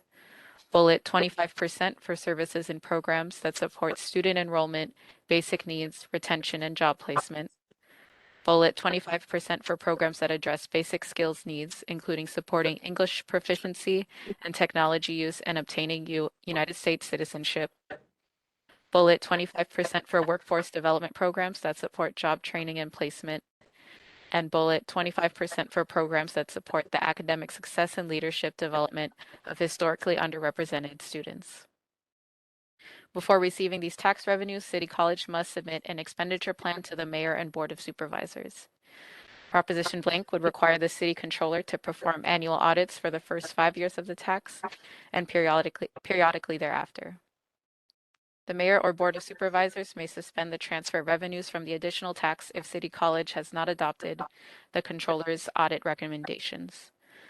Proposition blank would require City College to establish an independent oversight committee to ensure that tax revenues are used only for designated purposes. Proposition blank would increase the city's spending limit set by state law for 4 years. A yes vote means if you vote yes, you want to impose an additional parcel tax on some San Francisco property owners based on the square footage and use of their properties, and transfer those tax funds to City College for student and workforce development programs. A no vote means if you vote no, you do not want to make these changes. Any comments? Yeah, we have to fix the that versus which thing.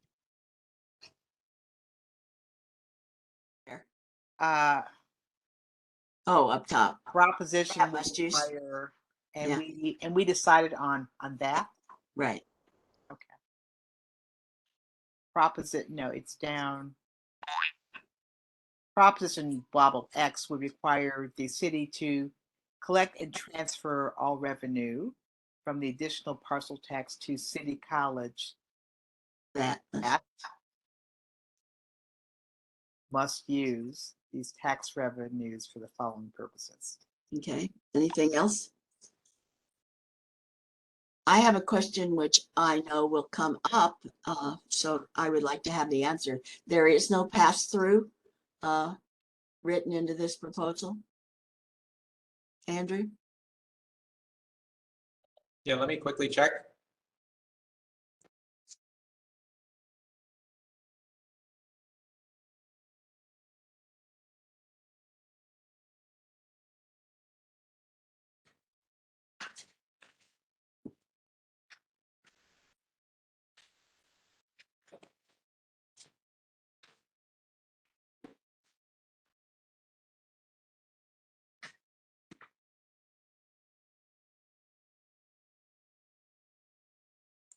Yeah, I don't see a pass through, so it doesn't look like geo bonds, for example, in that regard.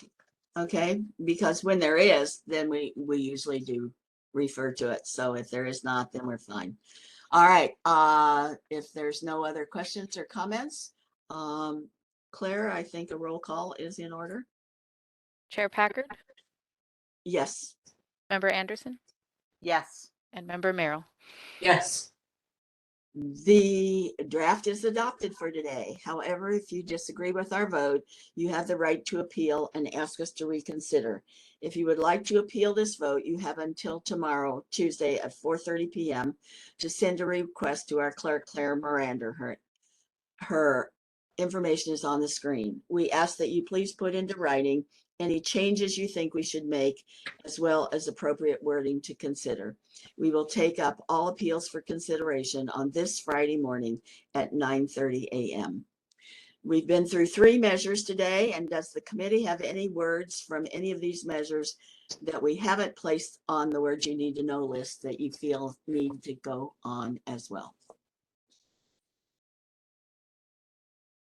I can't think of any. Okay, we're pretty clear then, huh? All right. Well, I think we always do put parcel tax on, just as an explanation of what it is. Yeah. Unfortunately, there are some people who still don't understand what parcel taxes are. So, anything else? I think we've tried to be fairly explanatory in our writings so that we don't have to go into so many words you need to know. But we can look at these as we go, and after the appeals, we'll have a better idea if there's any that we've missed.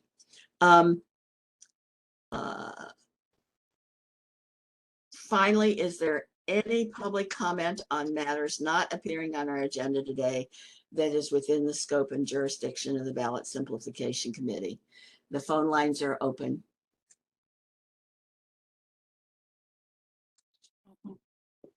Looks like we have one.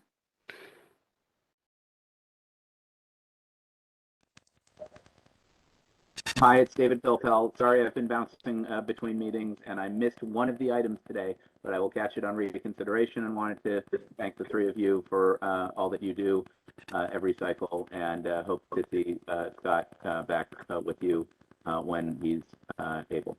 And a 5th member in the future. That would be fantastic. Wouldn't that be lovely? Would you like to hound the school board as much as you talk to us? Apparently, lots of people are concerned with hounding the school board. I won't get into that right now. Never mind. Anyway, we'll have more fun tomorrow morning. Thanks all very much. Enjoy the afternoon. All right. Thank you. All right, thank you. Just a heads up, my computer froze, so I'm unable to put it back in a practice session. Sorry about that. Well, we're not closed yet, so. Okay, sorry. Are there any more people in the queue? Is public comment closed now? That is all for public comment. All right, then public comment is closed. So hearing nothing else, I want to thank everyone for their comments. We appreciate everyone's participation today. Tomorrow morning at 9:30, we will be discussing three more measures: an initiative ordinance, sales tax for transportation authority, another initiative ordinance, tax on keeping residential units vacant, and a charter amendment, city elections in even numbered years. Today's ballot simplification committee is now adjourned. And Claire, you can put us on practice. Apologize. I'm Or are we trying still to. frozen? Can't. Yeah, I'm trying to figure it out, and it's my controls went away. Sorry, there's some tech difficulties. Give me 1 second.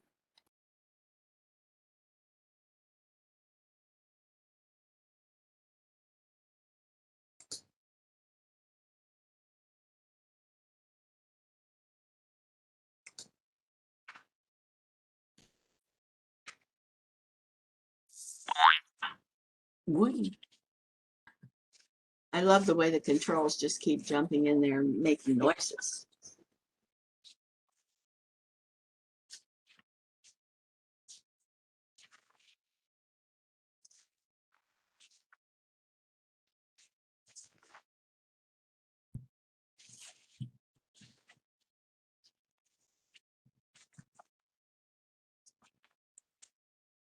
You figured it out, Claire? Still? Hmm? Are we out of regular now? Not yet. I'm gonna try one thinking. I'm gonna try completely logging off and coming back in. Could you yeah, give me 2 minutes. Let me see. Okay. Well, okay.